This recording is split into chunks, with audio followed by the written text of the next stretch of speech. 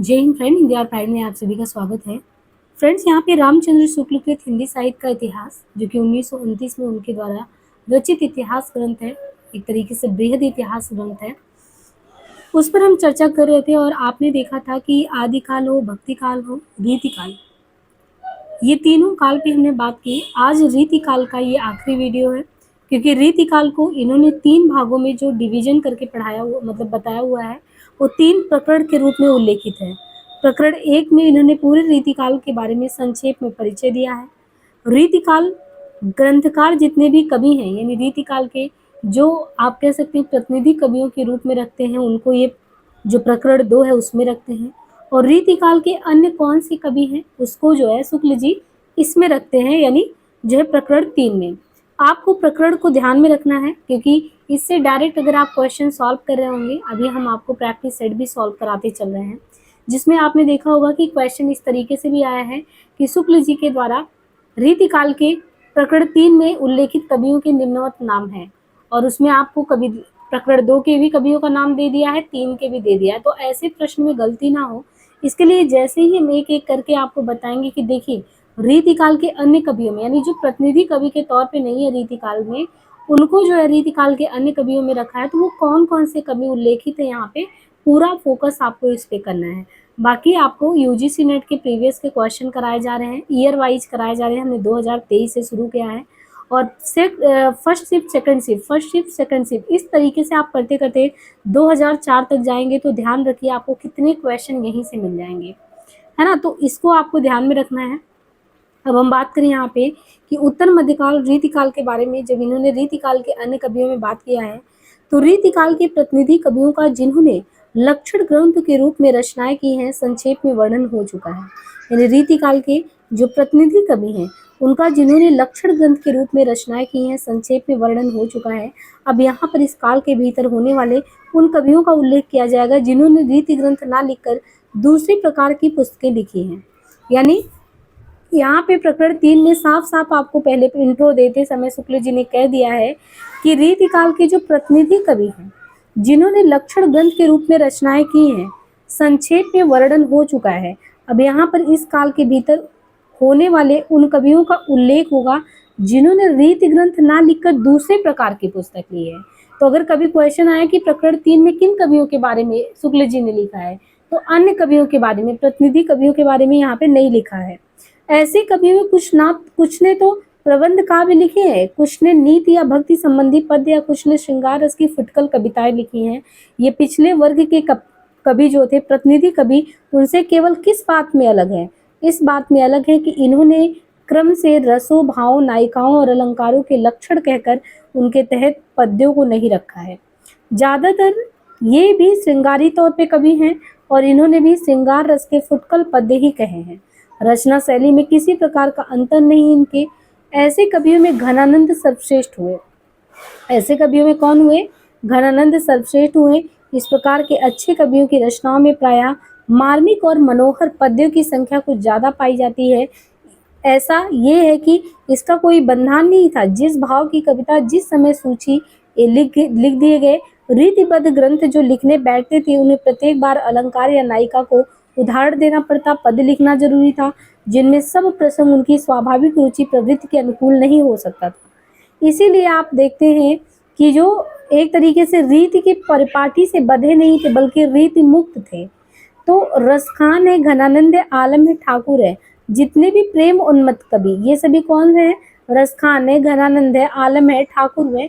ये प्रेम में उन्मत्त कवि, ये इनमें से किसी ने लक्षणबद्ध रचना नहीं की, कोई बधाई परिपाटी को फॉलो नहीं किया, उसका अनुसरण नहीं किया। तो प्रबंध काव्य की उन्नति इस काल में भी कुछ विशेष नहीं। यानी कभी हो कि प्रबंध काव्य का ज्यादा उन्नति किस काल में देखना गया, तो रीति काल में प्रकरण 2 में उन्होंने उल्लेखित किया है। तीसरे में जिन कवियों के बारे में होगा, वो ज्यादा प्रेमों में उन्मत्त कवि थे, उन्होंने बहुत ज्यादा इन सब चीजों पे ध्यान नहीं दिया है। कहते हैं कि इनमें से 2 ही 4 कवि का यथेष्ट आकर्षण पाया जाता है। शबल सिंह का महाभारत, छत्र सिंह की विजय मुक्तावली, गुरु गोविंद सिंह का चंडी चरित्र। तो किसका? सबल सिंह का महाभारत, छत्र सिंह की विजय मुक्तावली, गुरु गोविंद सिंह जी का चंडी चरित्र, लाल कवि का छत्र प्रकाश। ये जितने भी रचना है, इनको कहीं नोट कर लीजिएगा, ये बिल्कुल इम्पोर्टेंट है कि किसका कौन सा रचना है, यहाँ से क्वेश्चन आता है। तो सबल सिंह ने महाभारत लिखा, छत्र सिंह की विजय मुक्तावली, गुरु गोविंद सिंह जी का चंडी चरित्र, लाल कवि का है छत्र प्रकाश, जोधराज का हमीर रासो, गुमान मिश्र का नैषध चरित, नैषध चरित कई बार पूछा गया है, तो गुमान मिश्र का यहाँ पे है नैषध चरित है इनका। इनके अलावा सरयू राम का है जैमिनी पुराण, सरयू राम जैमिनी पुराण, सुदान का है सुजान चरित, सूदन का है सुजान चरित। देखिए सुजान चरित्र भी कई बार पूछा गया है और सुजान नाम की प्रेमिका घरानंद की थी, तो सुजान चरित्र किसने लिखा है? सूदन, सूदन का सुजान चरित। देवी दत्ता का वैताल पच्चीसी, हर नारायण का माधवानल काम कंदला, ब्रजवासी दास का ब्रज विलास कई बार पूछा गया है, ब्रजवासी दास का, गोकुलनाथ आदि का महाभारत और मधुसूदन दास का रमा सुमेधा, कृष्णदास की भाषा भागवत, नवल सिंह का भाषा सप्तशती, आल्हा रामायण, आल्हा भारत, मूल ढोला तथा चंद्रशेखर का हमीर हर्ष श्रीध, श्रीधार का जंगनामा, पद्माकर का छत्र प्रकाश, पद्माकर का राम रसायन, ये इस काल के मुख्य कथानक काव्य हैं।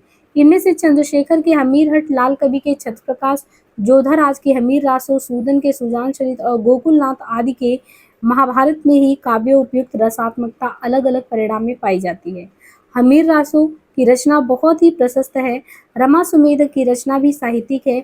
ब्रजविलास में यद्यपि काव्य के गुण बहुत ही कम मात्रा में है, परंतु इसका थोड़ा बहुत प्रचार कम पढ़े लिखे कृष्ण भक्तों में है।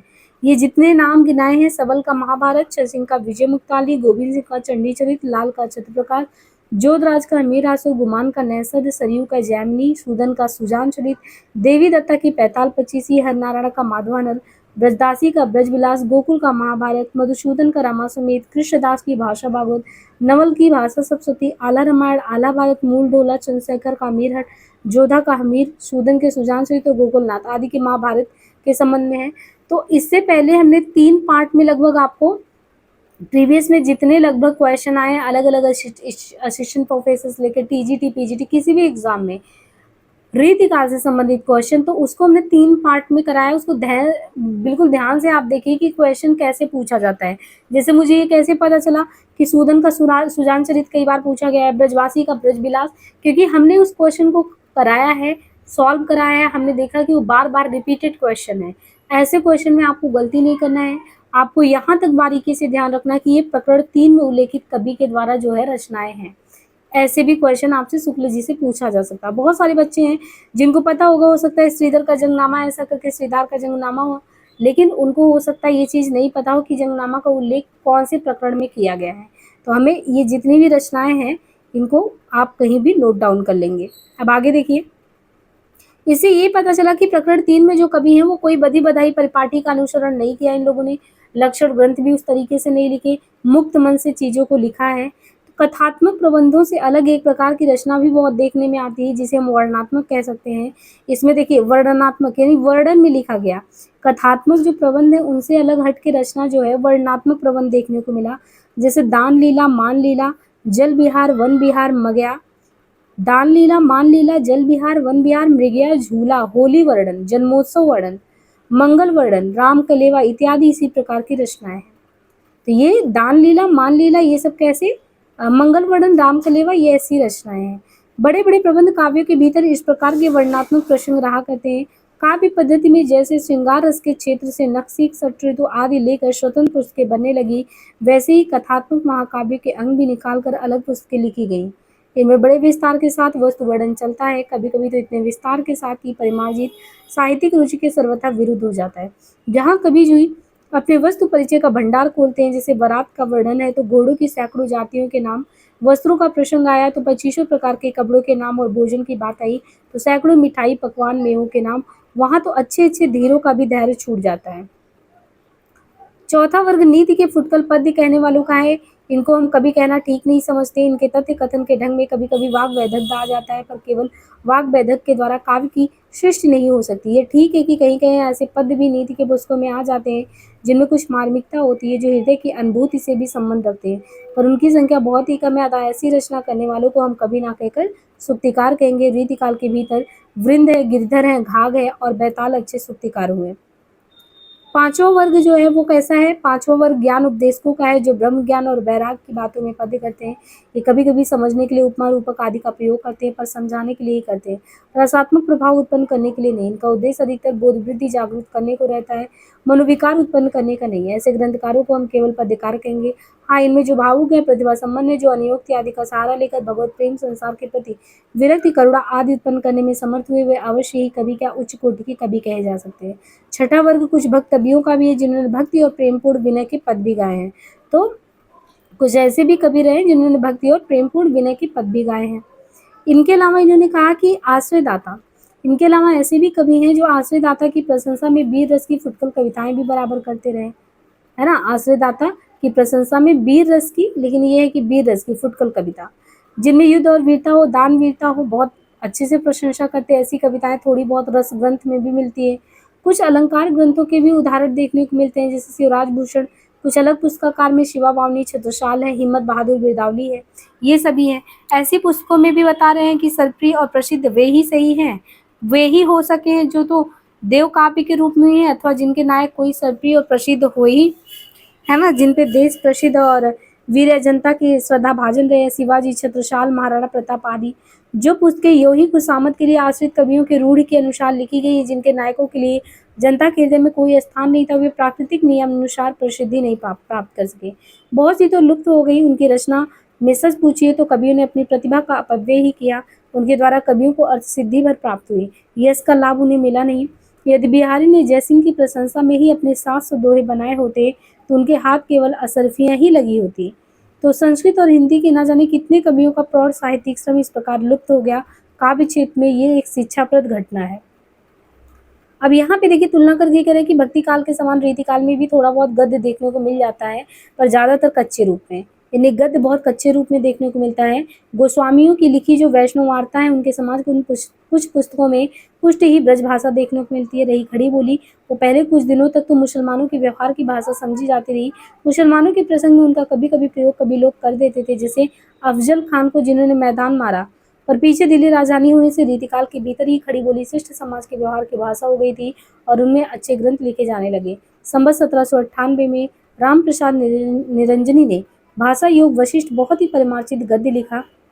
इसी रीतिकाल के भीतर रीवा के महाराज थे विश्वनाथ सिंह। तो इसी रीतिकाल के भीतर रीवा के महाराज विश्वनाथ सिंह ने हिंदी का पहला नाटक आनंद रघुनंदन लिखा। इसके बाद गणेश कवि ने प्रद्युम्न विजय नामक एक पद्यबद्ध नाटक लिखा, जिसमें पात्र प्रवेश, विश्वम्भर प्रवेशक ये सभी भी थे। अब यहाँ से देखिए एक एक रचनाकारों को उल्लेख किए हैं यहाँ पे।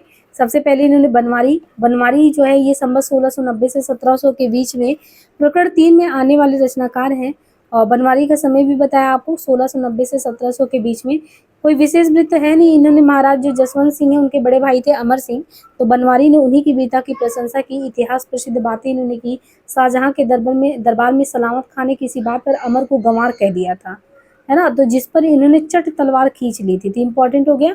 बनवारी ने क्या किया गुस्से में, क्योंकि जब उनको लगा कि हमारे यहाँ जो हमारे अमर सिंह हैं, अमर सिंह कौन थे, अमर सिंह जसवंत का आपने भाषा भूषण देखा हो, जसवंत को आचार्य भी कहते हैं।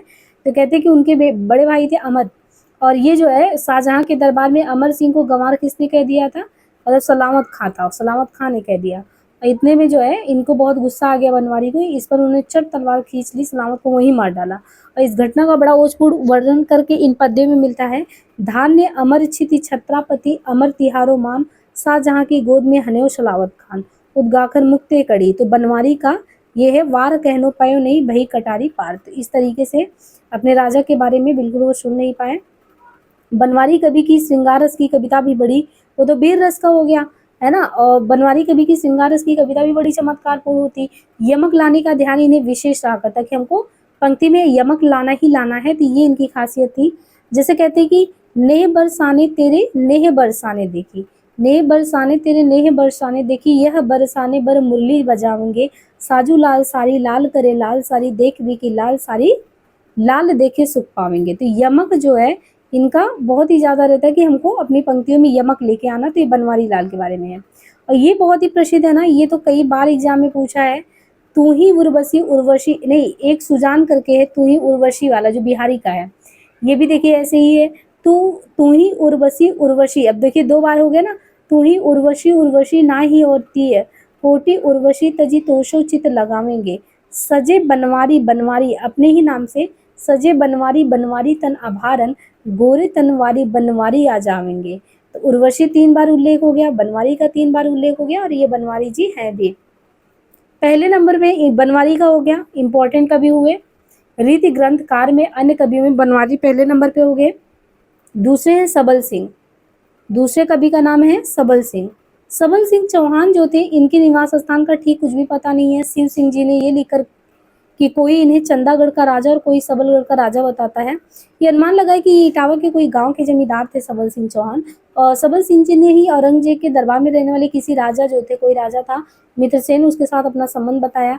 इन्होंने सारे महाभारत की कथा दोहों को चौपाई में लिखा। पूरे महाभारत की कथा जो है दोहे चौपाई में सबल ने लिखा, और इनका महाभारत बहुत बड़ा ग्रंथ हो गया। और कहते हैं कि भाषा अनुवाद, रूप विलास और पिंगल ग्रंथ भी लिखा, पर वे प्रसिद्ध नहीं हुए। यानी भाषानुवाद में एक रूप विलास पिंगल ग्रंथ का प्रसिद्ध नहीं हुआ, कि वास्तव में अपने महाभारत के लिए। तो बहुत सबल सिंह चौहान को क्यों जानते हैं? महाभारत के लिए। इनमें यद्यपि भाषा का लालित्य या काव्य की छटा नहीं है, पर सीधी सादी भाषा में अच्छी तरह समझाई है बातों को। जैसे समझाते हैं सबल सिंह, अभिमन्यु धाई खड़ग परिहारे, भूरी सोवा बन 10 छाटे, 3 बाण सारथी और मारे, सारथी जूझ गिरे मैदाना, यही अंतर सेना तब धाई, रथ को खींच कुंवर को लीना। अब यहाँ पे देखिए तीसरे नंबर पे इन्होंने किस कवि का उल्लेख किया? तीसरे पे बृंद कवि का उल्लेख किया है। प्रकरण 3 में पहले पे इन्होंने बनवारी का किया, दूसरे पे सबल सिंह का किया, तीसरे पे बृंद कवि का किया।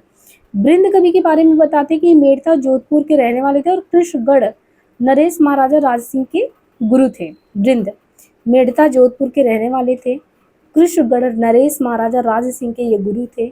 संवत 1761 की बात है, संवत 1761 में ये शायद कृष्णगढ़ नरेश के साथ औरंगजेब की फौज में ढाके तक गए थे।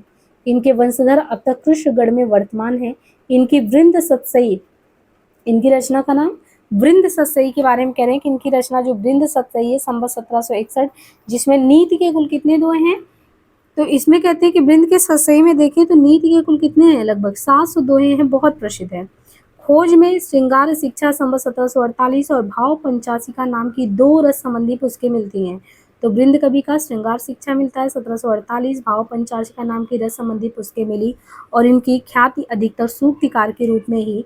वृंद सतसई के कुछ दोहे नीचे दिए गए हैं। पहला, भले बुरे सब एक समझे, भले बुरे सब एक सम, जो लो बोलत नाही, जान परत है काग पीक ऋतु वसंत के माही, हितहु को कहिए ना तेहि जो नर होए अबोध, जो नकटे को आरसी हो दिखाए क्रोध।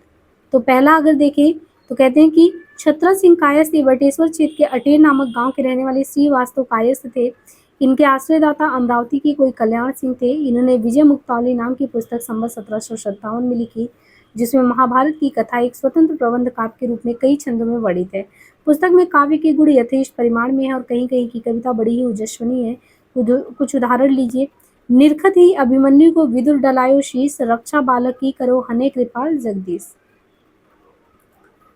5वें नंबर पे है जो कविता, वैतालय जाति के बंदीजन, वैतालय जाति के बंदीजन थे और राजा विक्रम शाही की सभा में रहते थे।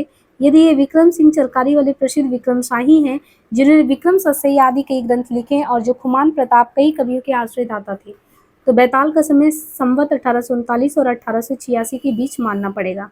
पर शिव सिंह सरोज में इनका जन्मकाल संवत कितना बताया गया है? संवत 1734 लिखा हुआ है। बैताल ने गिरिधर राय के समान नीति की कुंडलियों की रचना की है और प्रत्येक कुंडलियां विक्रम को संबोधन करके कही गई है। इन्होंने लौकिक व्यवहार संबंधी अनेक विषयों पर सीधे साधे पर जोरदार पद्य कहे हैं। गिरधर राय के समान इन्होंने भी वाक चातुर्यपूर्ण या उपमा रूपक आदि लाने का प्रयास नहीं किया है। बिल्कुल सीधी सादी बात ज्यों की त्यों छंदोबद्ध कर दी है, फिर भी कथन के ढंग में अनूठापन है। ये कुंडलियां वैतालय जाति के बंदीजन जो थे, ये इनके बारे में, मरे बैल गरियार, मरे व अड़ियल टट्टू, मरे करकसा नारी, मरे व खसम निखट्टू। कहते हैं कि ब्राह्मण सो मरी जाए, हाथ ले मदरा पावे, पूत वही मर जाए जो कुल में दाग लगावे, है ना। तो और आगे है देखिए 6ठे नंबर पे आलम कवि का जिक्र है। आलम ये जाति के ब्राह्मण थे। आलम कवि जो थे जाति के ब्राह्मण थे, पर शेख नाम की, जैसे घनानंद का प्रेम जो है सुजान से हुआ था, ऐसे ही कहते हैं कि आलम जो कि जाति के ब्राह्मण थे पर शेख नाम की रंगरेजिन के प्रेम में फंसकर पीछे से मुसलमान हो गए आलम, और उनके साथ विवाह करके जो है रहने लगे शेख के साथ। आलम की शेख से जहान नामक एक पुत्र भी हुआ। आलम को शेख से जहान नामक एक पुत्र भी हुआ, और ये औरंगजेब के दूसरे बेटे मुअज्जम के आश्रम में रहता था जहान, जो पीछे बहादुर शाह के नाम से गद्दी पे बैठा, यानी जहान को ही कहते हैं बाद में बहादुर शाह के नाम से गद्दी पे बैठा। अतः आलम का कविता काल संवत 1740 से 1760 माना जा सकता है, 40 से 60। इनकी कविताओं का एक संग्रह है आलम केली। इस पुस्तक में आए पद्यों के अलावा इनके और बहुत से सुंदर उत्कृष्ट पद्य ग्रंथों से संग्रहित मिलते हैं और लोगों के मुंह से भी सुने जाते हैं। शेख रंगरेजिन भी अच्छी कविता करती थी और आलम के साथ प्रेम होने की विचित्र कथा प्रसिद्ध है। कहते हैं कि आलम ने एक बार उसे पंगड़ी रखने को दी, जिसके खूंट में भूल से कागज का एक चिट पता चला गया। उस चिट में दोहे की एक आधी पंक्ति लिखी थी। पंक्ति क्या थी ये भी पूछा जा सकता है। कनक छरीसी कामनी काहे को कटी छीन, कनक छरीसी कामनी काहे को कटी छीन। शेख ने दोहा पूरा कर दिया और पूरा करके दिया, कटिको कंचन कटि विधि कुचन मध्य धरि दीन। ये पूरी हो गई पंक्ति। कनक छरीसी कामनी काहे को कटी छीन, ये इनकी पंक्ति में लास्ट में धरि दीन आता है। कटिको कंचन कटि विधि कुचन मध्य धरि जीन। और फिर ज्यों की त्यों पगड़ी खूंट में बांध कर लौटा दिया। उसी दिन से आलम शेख के पूरे प्रेमी हो गए और अंत में उनके साथ विवाह भी कर लिया। शेख बहुत ही चतुर और हाजी जवाब स्त्री थी। एक बार शाहजादा मुअज्जम ने हंसी में शेख से ये पूछा, क्या आलम की औरत आप ही है? शेख ने चट उत्तर दिया, हाँ जापना, जहान की माँ मैं ही हूँ। तो जहान की माँ मतलब वही उनके पुत्र जहान थे। आलम किले में बहुत से कवित्व शेख के रचे हुए हैं। आलम के कवित्व सवैयों में भी बहुत सी रचना शेख की मानी जाती है। जैसे नीचे लिखे कवित्व में चौथा चरण शेख का बनाया कहा जाता है। प्रेम रंग पगे जगमगे जग जामिनी के, यौवन की ज्योति जगी और उमगत है। मदन के माथे मतवारे ऐसे घूमत है, झूमत है झुक झुक आप उघरत है। आलम सो नवल निकाई इन नैनन की, पाकुरी पदुम में भंवर थिरकत है। चाहत है उड़बो को देखत मयंक, जानत है रैनी तक ताही में रहत है। आलम जो थे ये रीतिबद्ध रचना करने वाले कवि नहीं थे। ये तो प्रेम उन्मत्त कवि थे और अपनी तरंग के अनुसार रचना करते थे। इसी से इनकी रचनाओं में हृदय तत्व की प्रधानता है। प्रेम की पीर या इसका दर्द इनके एक एक वाक्य में, देखिए प्रेम की पीर इसका दर्द इनके एक एक वाक्य में भरा पाया जाता है। उत्प्रेक्षाएं भी इन्होंने बड़ी अनूठी और बहुत ज्यादा की है। शब्द वैचित्र अनुप्रास आदि की प्रवृत्ति में विशेष रूप से कहीं नहीं पाई जाती। श्रृंगार रस की ऐसी उन्माद मई उक्तियां इनकी रचना में मिलती है कि पढ़ने और सुनने वाले लीन हो जाते हैं। ये तन्मयता सच्ची उमंग में ही संभव है। रेखता या उर्दू भाषा में भी इन्होंने कवित्व कहे हैं। भाषा भी इस कवि की परमार्जित और सुव्यवस्थित है, पर उसमें कहीं कहीं कीन दीन जीन आदि अवधि या पूर्वी हिंदी के प्रयोग भी मिलते हैं।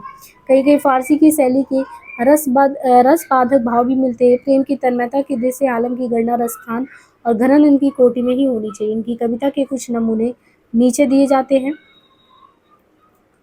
जैसे जा थल कीने बिहार अनेकन ता थल काकरी बैठी चुनियो करे, जा रसना सो करी बहु बातन ता रसना सो चरित गुनेव करे। नैनन में जे सदा रहे तिनकी अब कान कहानी सुनियो करो, केधो मारो मोर सोर तजी गयो हो रानत रे आनत भांजी। रात के उनिंदे अरसाते मदमाते राते, अति कजरारे दिगतियो सुहाते, तीखी तीखी कोरनी करोरी लेते काढ़े जियो, कते भय घायलो और केते तलफाते भय। तो ये पंक्तियां हैं जो है इनकी। अब आगे देखिए जो 7वें नंबर पे जिन कवि का उल्लेख है वो है गुरु गोविंद सिंह। गुरु गोविंद सिंह जी ये सिखों के महापराक्रमी, कितने नंबर के महापराक्रमी गुरु गोविंद सिंह 10वें अंतिम गुरु थे। और जन्म इनका 1723 में और सत्य लोकवास संवत 1765 में। यद्यपि सब गुरुओं ने थोड़े बहुत पद भजन आदि बनाए, पर महाराज काव्य के अच्छे ज्ञाता और ग्रंथकार थे। सिखों में शास्त्र ज्ञान का अभाव इन्हें बहुत खटका कि सिख में शास्त्र ज्ञान क्यों नहीं है। इससे वो बहुत ही दुखी हुए और इन्होंने बहुत से सिखों का व्याकरण साहित्य दर्शन आदि के अध्ययन के लिए काशी भेजा। बहुत से सिख लोगों को कि व्याकरण का साहित्य का दर्शन का ज्ञान हो, इसलिए बोले कि तुम लोग काशी जाओ। और ये हिंदू भाव और आर्य संस्कृति की रक्षा के लिए बराबर युद्ध करते रहे। तिलक और जनेऊ की रक्षा में इनकी तलवार सदा खुली रहती थी। यद्यपि सिख संप्रदाय की निर्गुण उपासना है, पर सगुण स्वरूप के प्रति इन्होंने पूरी आस्था प्रकट की और देव कथाओं की चर्चा बड़े भक्ति भाव से की। ये बात प्रसिद्ध है कि ये शक्ति के आराधक थे। इनके इस पूर्ण हिंदू भाव को देखने से ये बात समझ में नहीं आती कि वर्तमान समय में सिखों की एक शाखा विशेष के भीतर पैगंबरी मजहबों का कट्टरपन कहाँ से और किसकी प्रेरणा से आ घुसा। इन्होंने हिंदी में कई अच्छे और साहित्यिक ग्रंथों की रचना की है, जिनमें से कुछ के नाम हैं सुनीति प्रकाश, सर्वलोक प्रकाश, प्रेम सुमार्ग, बुद्धि सागर और चंडी चरित। तो सुनीति प्रकाश, सर्वलोह प्रकाश, प्रेम सुमार्ग, बुद्धि सागर और चंडी चरित्र। चंडी चरित्र की रचना पद्धति बड़ी ही ओजस्वी है। ये प्रौढ़ साहित्यिक ब्रज भाषा लिखते थे। तो चंडी चरित्र जो है, चंडी चरित्र की रचना पद्धति बड़ी ही ओजस्वी है। ये प्रौढ़ साहित्यिक ब्रज भाषा लिखते थे। चंडी चरित्र की दुर्गा सप्तशती की कथा बहुत ही सुंदर कविता में कही गई। इनकी रचना के उदाहरण है निर्जल निरूप हो, कि सुंदर स्वरूप हो, कि भूपन के भूप हो, कि दानी महादान हो, प्राण के बचैया, दूध पूत के दवैया, रोग सोग के मिटैया, किधो मानी महामान हो, विद्या के विचार हो, कि अद्वैत अवतार हो, कि शुद्धता का मूर्ति हो, जोवन के जल हो, कि कालो के काल हो, कि शत्रुन के साल हो। तो श्रीधर या मुरलीधर, अब यहाँ पे देखिए श्रीधर या मुरलीधर, तो श्रीधर या मुरलीधर ये प्रयाग के रहने वाले थे। इन्होंने कई पुस्तकें लिखी और बहुत सी फुटकल कविताएं बनाई। किसने? श्रीधर या मुरलीधर जो है ये प्रयाग के रहने वाले थे। श्रीधर या मुरलीधर ये जो कि प्रयाग के रहने वाले थे, इन्होंने कई पुस्तकें लिखी और बहुत सी फुटकल कविता बनाई। संगीत की पुस्तक नायिका भेद, जैन मुनियों के चरित्र, कृष्ण लीला के फुटकल पद, चित्रकाव्य इत्यादि के अलावा इन्होंने जंगनामा, क्या है रचना का नाम है जंगनामा। जंगनामा ऐतिहासिक प्रबंध काव्य लिखा जिसमें फर्रुखसियार और जहांदर शाह के युद्ध का वर्णन है। ये ग्रंथ काशी नागरी प्रचारी सभा द्वारा प्रकाशित हो चुका है। तो श्रीधर या मुरलीधर कहाँ के रहने वाले? प्रयाग के हैं। बाकी बहुत सी कविता फुटकल कविताएं बनाई। संगीत की पुस्तक नायिका भेद, जैन कवियों के चरित्र, ये सभी इन्होंने जंगनामा नामक ऐतिहासिक प्रबंध काव्य लिखा जिसमें फर्रुखसियार और जहांदर शाह के युद्ध का वर्णन है। यह ग्रंथ काशी नागरी प्रचारी सभा द्वारा प्रकाशित हो चुका है। इस छोटी सी पुस्तक में सेना की चढ़ाई, साज समान आदि का कवित्व सवैया में अच्छा वर्णन भी है और इनका कविता काल संवत 1767 के आसपास माना जा सकता है। जंगनामा का एक कविता यहाँ पे दिया गया है। इत गल गाजी चढ़ो फर्रुखसियार, सा उत मौज दिन करी भारी भट भारती, तोप की डकारिन सो बीर हकारिन सो, धीश धौशो को दुकारिन धाम की उठी धारती, श्रीधार नवाब फरजहाँ का सुजंग सुजुरे, जोगनी अगाई जुग जोगन की बरती, हरेव हरोल भीर खोल पे परी न तुना, कर तो हरोली तो हरोल पीर परती। अब 9वें नंबर पे इन्होंने उल्लेख किस कवि का किया है? लाल कवि का। लाल कवि इनका नाम और गोरे लाल पुरोहित था। यानी लाल कवि के बारे में बात करें तो लाल कवि जिनका नाम गोरे लाल पुरोहित था और ये मऊ बुंदेलखंड के रहने वाले थे। इन्होंने प्रसिद्ध महाराज छत्रसाल की आज्ञा से उनका जीवन चरित्र दोहों चौपाई में बड़े ब्यौरे के साथ वर्णन किया। तो लाल कवि ने गोरेलाल मऊ के थे। महाराजा छत्रसाल की आज्ञा से जो उनका जीवन चरित्र था उसको किसमें? दोहे चौपाई में पूरे ब्यौरे के साथ दिया। इस पुस्तक में छत्रसाल का संवत 1764 बताया गया है। इससे अनुमान होता कि तो ये ग्रंथ अधूरा ही मिला है अथवा लाल कवि का परलोकवास छत्रसाल के पहले ही हो गया हो, है ना। इस दृष्टि से छत्रप्रकाश बड़े महत्व की वैसे पुस्तक है। इसमें सब घटनाएं सच्ची और ठीक ठाक ब्यौरे के साथ है। युद्ध में छत्रसाल को भागना पड़ा था उसका भी स्पष्ट उल्लेख यहाँ पे है और ये ग्रंथ नागरी प्रचारी सभा द्वारा भी प्रकाशित हो चुका है। ग्रंथ की रचना प्रौढ़ और काव्य गुण युक्त है। लाल कवि में प्रबंध पटता भी पूरी है। संबंध का निर्वाह अच्छा है। सारांश ये कि लाल कवि का सा प्रबंध कौशल हिंदी के कुछ गिने चुने कवियों में मिलता है। सब वैचित्र और चमत्कार के फेर में उन्होंने कृत्रिमता कहीं से नहीं आने दी। भाव का उत्कर्ष जहाँ दिखाना हुआ वहाँ भी कवि ने सीधी स्वाभाविक उक्तियों का ही समावेश किया और ना तो कल्पना की उड़ान दिखाई और ना ही ऊहा की जटिलता। देश की दशा और भी कवि का पूरा ध्यान जान पड़ता है। शिवाजी का जो वीर व्रत था वही छत्रसाल का भी था। छत्रसाल का जो भक्तिभाव शिवाजी पर कवि ने दिखाया तथा दोनों के सम्मिलन का जो दृश्य खींचा है, दोनों ही संबंध में ध्यान देने योग्य है। छत्र प्रकाश में लाल कवि ने बुंदेल वंश की उत्पत्ति, चंपत राय के विजय वृत्तांत और उनके उद्योग और पराक्रम, चंपत राय के अंतिम दिनों में उनके राज्य का उद्धार, फिर क्रमशः विजय पर विजय प्राप्त करते हुए मुगलों का नाकोदम करना इत्यादि बातों का विस्तार से वर्णन किया है। काव्य और इतिहास दोनों की दृष्टि से ये ग्रंथ हिंदी में अपने ढंग का अनूठा है। लाल कवि का एक और ग्रंथ है विष्णु विलास। तो लाल कवि का एक और ग्रंथ विष्णु विलास है जिसमें बरवे छंद में नायिका भेद कहा गया है और इस पर कवि की कीर्ति का स्तंभ छत्र प्रकाश ही है। छत्र प्रकाश से नीचे कुछ पद उद्धत किए गए हैं जिसे छत्रसाल प्रशंसा। तो यहाँ पे है लखत पुरुष लक्षण सब जाने, सत कवि कवित सुनत रस पागे, रुचिसो लगत तुरंग जो नीके, चौकी चौकी सब दिस उठे सुबह खान कुमान, अब धौ धावे कौन पर छत्रसाल बलवान। छत्रसाल हाड़ा ते आवे भयो हरोल बजायो नगारो, दौरी देश मुगलन के मारो, एक आन शिवराज निवाही, आठ पास सही झकझोरे, है ना। तो ये पंक्तियां हैं इनकी। अब यहाँ पे देखिए घनानंद, घनानंद जो कि साक्षात रसमूर्ति हैं और ब्रजभाषा काव्य की अगर देखिए प्रधान स्तंभों में से एक है। तो एक चीज तो आपको देखने को मिल रहा होगा कि ऐसे आपके मन में आएगा कि रीतिकाल के प्रकरण 2 में ही इन कवियों का उल्लेख होना चाहिए कि रीतिकाल में ये लोग भी एक तरीके से प्रतिनिधि कवि रहे। परंतु अब आपको पता चलेगा कि नहीं, यहाँ पे जो घनानंद है, आलम है, वृंद कवि है, बनवारी तो है, सबल सिंह है, ये जो कवि हैं इनको स्थान मिला है प्रकरण 3 में। और ऐसे क्वेश्चन संभावना ज़्यादा है कि आपका गलत होगा। ऐसे क्वेश्चन आएंगे जिसमें आपको तुरंत लगेगा कि ये कैसे हो सकता है कि घनानंद को, आलम को, है ना, इनको बाहर कर दिया जाए, प्रकरण 3 में डाला जाए अन्य कवियों में। तो लेकिन बात यही है कि घनानंद को भी इन्होंने, क्योंकि प्रेम उन्मत्त कवि थे, तो लक्षण ग्रंथि परिपाटी इन्होंने फॉलो नहीं किया, ऐसा पर बदी बधाई कुछ लिखा नहीं, तो इसलिए इनको जो है शुक्ल जी ने इनको 3 अन्य कवियों में डाल दिया है। अब घनानंद जो कि साक्षात रसमूर्ति और ब्रजभाषा के काव्य प्रधान स्तंभों में से एक है। जन्म इनका 1746 के लगभग हुआ और इस संवत 1796 में नादिर शाही में मारे गए। 1796 में नादिर शाही में मारे गए। ये जाति के कायस्थ और दिल्ली के बादशाह मोहम्मद शाह के मीर मुंशी थे। कहते कि एक दिन दरबार में कुछ कुचक्रियों ने बादशाह से कहा कि मीर मुंशी साहब गाते बहुत अच्छे हैं। बादशाह से इन्होंने बहुत टाल मटोल किया। इस पर लोगों ने कहा कि ये इस तरह नहीं गाएंगे, यदि इनकी प्रेमिका सुजान नाम की वेश्या कहेगी तो जरूर गाएंगे। अब वेश्या को दरबार में बुलाया जाता है और इन्होंने उसकी ओर मुंह और बादशाह की ओर पीठ कर लिया। अब वो तिल मिला गया बादशाह, वो खुश होने के बजाय बेअदबी पे नाराज हो गया। जब वे चलने लगे तो सुजान से भी कहेगी चलो, अब हमको निकाल रहे हैं, अब प्रेम तो तुमसे ही किए, तुम्हारी वजह से हमको दंड मिल रहा है। तो उसने कहा कि हमको नहीं जाना है। और जब इनकी प्रेमिका ने बोला कि हमको साथ में नहीं जाना है, तो यही चीज़ इनके दिल को एकदम चोट लग गई। जैसे रत्नावली ने तुलसीदास को जिस तरीके से कहा था, तब से वो राम नाम को ही अपना सर्वस्व मान लिए, वैसे इनके साथ हुआ। और ये वृंदावन जाकर कौन से संप्रदाय में घनानंद, निम्बार्क समुदाय के वैष्णव हो गए और पूर्ण विरक्ति भाव से रहने लगे। वृंदावन भूमि का प्रेम इनके इस कवित्व से ही झलकता है। कहते हैं कि गुरनि बतायो राधा मोहन हु गायो सदा, गुरनि बतायो राधा मोहन हु गायो सदा, सुखद सुहायो वृंदावन गाढ़े गई रे। तो गुरनी बतायो राधा मोहन हु गायो सदा, सुखद सुहायो वृंदावन गाढ़ी गई रे। अद्भुत अद्भुत महिमा मंडल परते वारे, जीवन को लाऊ हाहा क्यों न ताहि लाहे रे। आनंद को घन छायो रहत निरंतर ही, सरस उदेसो पपीहन बाहिरे। जमुना के तीर केली कोलाहल भीड़, ये तो बहुत ही प्रसिद्ध पंक्ति है। जमुना के तीर केली कोलाहल भरी, भीड़ ऐसी पावन पुलिन पे पतित परिराही रे। संवत 1796 में जब नादिर शाह की सेना के सिपाही मथुरा तक आ गए, तब कुछ लोगों ने उनसे कह दिया कि वृंदावन में बादशाह का मीर मुंशी रहता है, उसके पास बहुत कुछ माल होगा। सिपाहियों ने इन्हें आ गिरा और जर्जर यानी धन धन धन लाओ चिल्लाने लगे। घनानंद ने शब्द को उलट कर रज रज रज का, यानी एक बार की बात है कि नादिर शाह की जो सेना थी वो मथुरा तक आ गई और ये निम्बार्क संप्रदाय में दीक्षित होकर मथुरा के मंदिर वहां पे रहने लगे।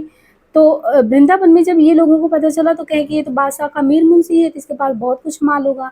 तो जब उन लोगों ने, चोरों ने घेर लिया और उसने कहा धन धन धन चिल्लाने लगे, लेके आओ, तो धन को इन्होंने कहा जर जर जर जर, तो इन्होंने जर को वहीं पे कहा रज रज रज, और इस तरीके से करके वो 3 मुट्ठी वृंदावन की धूल उन चोरों पे फेंक दिया। अब वो जो सैनिक थे वो क्रोध में आ गए, उनके सेना जो थे, एक तरीके से चोर कह रहे हैं उनको, सेना थे उनके। अब वो गुस्से में आ गए तो इनका जो है घनानंद का हाथ काट डालते हैं। कहते हैं कि मरते समय इन्होंने अपने रक्त से ये कवित्त लिखा था। मतलब घनानंद ने मरते समय अपने रक्त से कौन सा कवित्त लिखा था? बहुत दिनन को आवधि आसपास परे, बहुत दिनन को अवधि अवधि आस पास परे, खरे अरबन भरे है उठ जान को, कही कही आवन छबीले मन भावन को, गई गई राखत ही दे दे सम्मान को, झूठी पतियानी को पतियानी दे उदास क्यों, है। इस तरीके से कहते हैं अब न घिरत घन आनंद निरान को, अधर लगे आनी करके पयान प्राण को। तो घनानंद जी के इतने ग्रंथों का पता लगता है कि उन्होंने जो लिखा है उसमें है सुजान सागर विरह लीला कोकसार रसकेली वल्ली। सारे एग्जाम में बार बार पूछे जाते हैं, सुजान सागर, विरह लीला, कोक सागर, रसकेली वल्ली और कृपाकंद। इसके अलावा इनके कवित्त सवैयों के भी फुटकर संग्रह 150 से ज़्यादा, 450 से कवित्त तक मिलते हैं। कृष्ण भक्ति संबंधी इनका एक बहुत बड़ा ग्रंथ है, छत्रापुर के राज पुस्तकालय में है, वो छत्रापुर राज के पुस्तकालय में, जिसमें प्रिया प्रसाद है, ब्रज व्यवहार है। तो प्रिया प्रसाद, ब्रज व्यवहार, वियोग वेली, कृपाकंद निबंध, गिरिगाथा, भावना प्रकाश, गोकुल विनोद, धाम चमत्कार, कृष्ण कौमुदी, नाम माधुरी, वृंदावन मुद्रा, प्रेम पत्रिका, रस बसन इत्यादि अनेक विषय वर्णित है इनकी विरह लीला ब्रज भाषा में, पर फारसी के छंद में है। इनकी सी विशुद्ध सरस और शक्तिशाली ब्रजभाषा लिखने में और कोई कभी समर्थ नहीं हुआ। विशुद्धता के साथ प्रौढ़ता और माधुर्य भी अपूर्व है। विप्रलंब श्रृंगार ही ज्यादातर इन्होंने लिखा है। ये वियोग श्रृंगार के प्रधान मुक्तक कवि है। प्रेम के पीर ही को लेकर इनकी वाणी का प्रादुर्भाव हुआ। प्रेम मार्ग का ऐसा प्रवीण और धीर पथिक तथा जमादानी का ऐसा दावा रखने वाला ब्रज भाषा का दूसरा कभी नहीं हुआ। अतः इनके संबंध में निम्नलिखित उक्ति जो है बहुत ज्यादा प्रचलित भी है। जैसे यहाँ पे है, ने ही महा ब्रज भाषा प्रवीण और सुंदर ताहू के भेद को जाने, योग वियोग की रीत में कोविद भावना भेद स्वरूप को ठाने।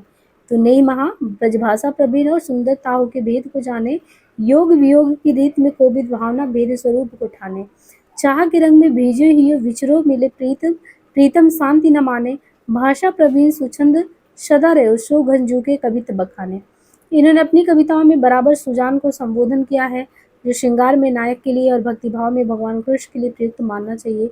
कहते कि इन्हें अपनी पूर्व प्रेयसी सुजान का नाम इतना प्रिय था कि विरक्त होने पर भी इन्होंने उसे नहीं छोड़ा। यद्यपि अपने पिछले जीवन में घनानंद विरक्त भाव के रूप में वृंदावन जा रहे थे, पर इनकी अधिकांश कविता भक्ति भाव की ही कोटि में नहीं आएगी, श्रृंगार की ही कही जाएगी। लौकिक प्रेम की दीक्षा पाकर ही ये पीछे भगवत प्रेम में लीन हुए। कविता इनकी भाव पक्ष प्रधान है। कोरे विभाव पक्ष का चित्रण इनमें कम मिलता है। जहाँ रूप छटा का वर्णन इन्होंने किया भी है, वहाँ उसके प्रभाव का ही वर्णन मुख्य है। इनकी वाणी की प्रवृत्ति अंतर्वृत्ति निरूपण की है और ये विशेष रहने के कारण ब्रह्मार्थ निरूपक रचना कम मिलती है। होली के उत्सव मार्ग में नायक नायिका की भेंट उनकी रमणीय चेष्टा आदि के वर्णन के रूप में ही पाई जाती है। संयोग का भी कहीं कहीं बाह्य वर्णन मिलता है, पर उसमें भी प्रधानता बाहरी व्यापारियों की चेष्टा की नहीं है, हृदय के उल्लास और लीनता का ही है। प्रेम दशा की व्यंजना ही इनका अपना क्षेत्र है। प्रेम की गूढ़ अंतर्दशा का उद्घाटन जैसे इनमें है, वैसा हिंदी के अन्य श्रृंगारी कवि में नहीं है।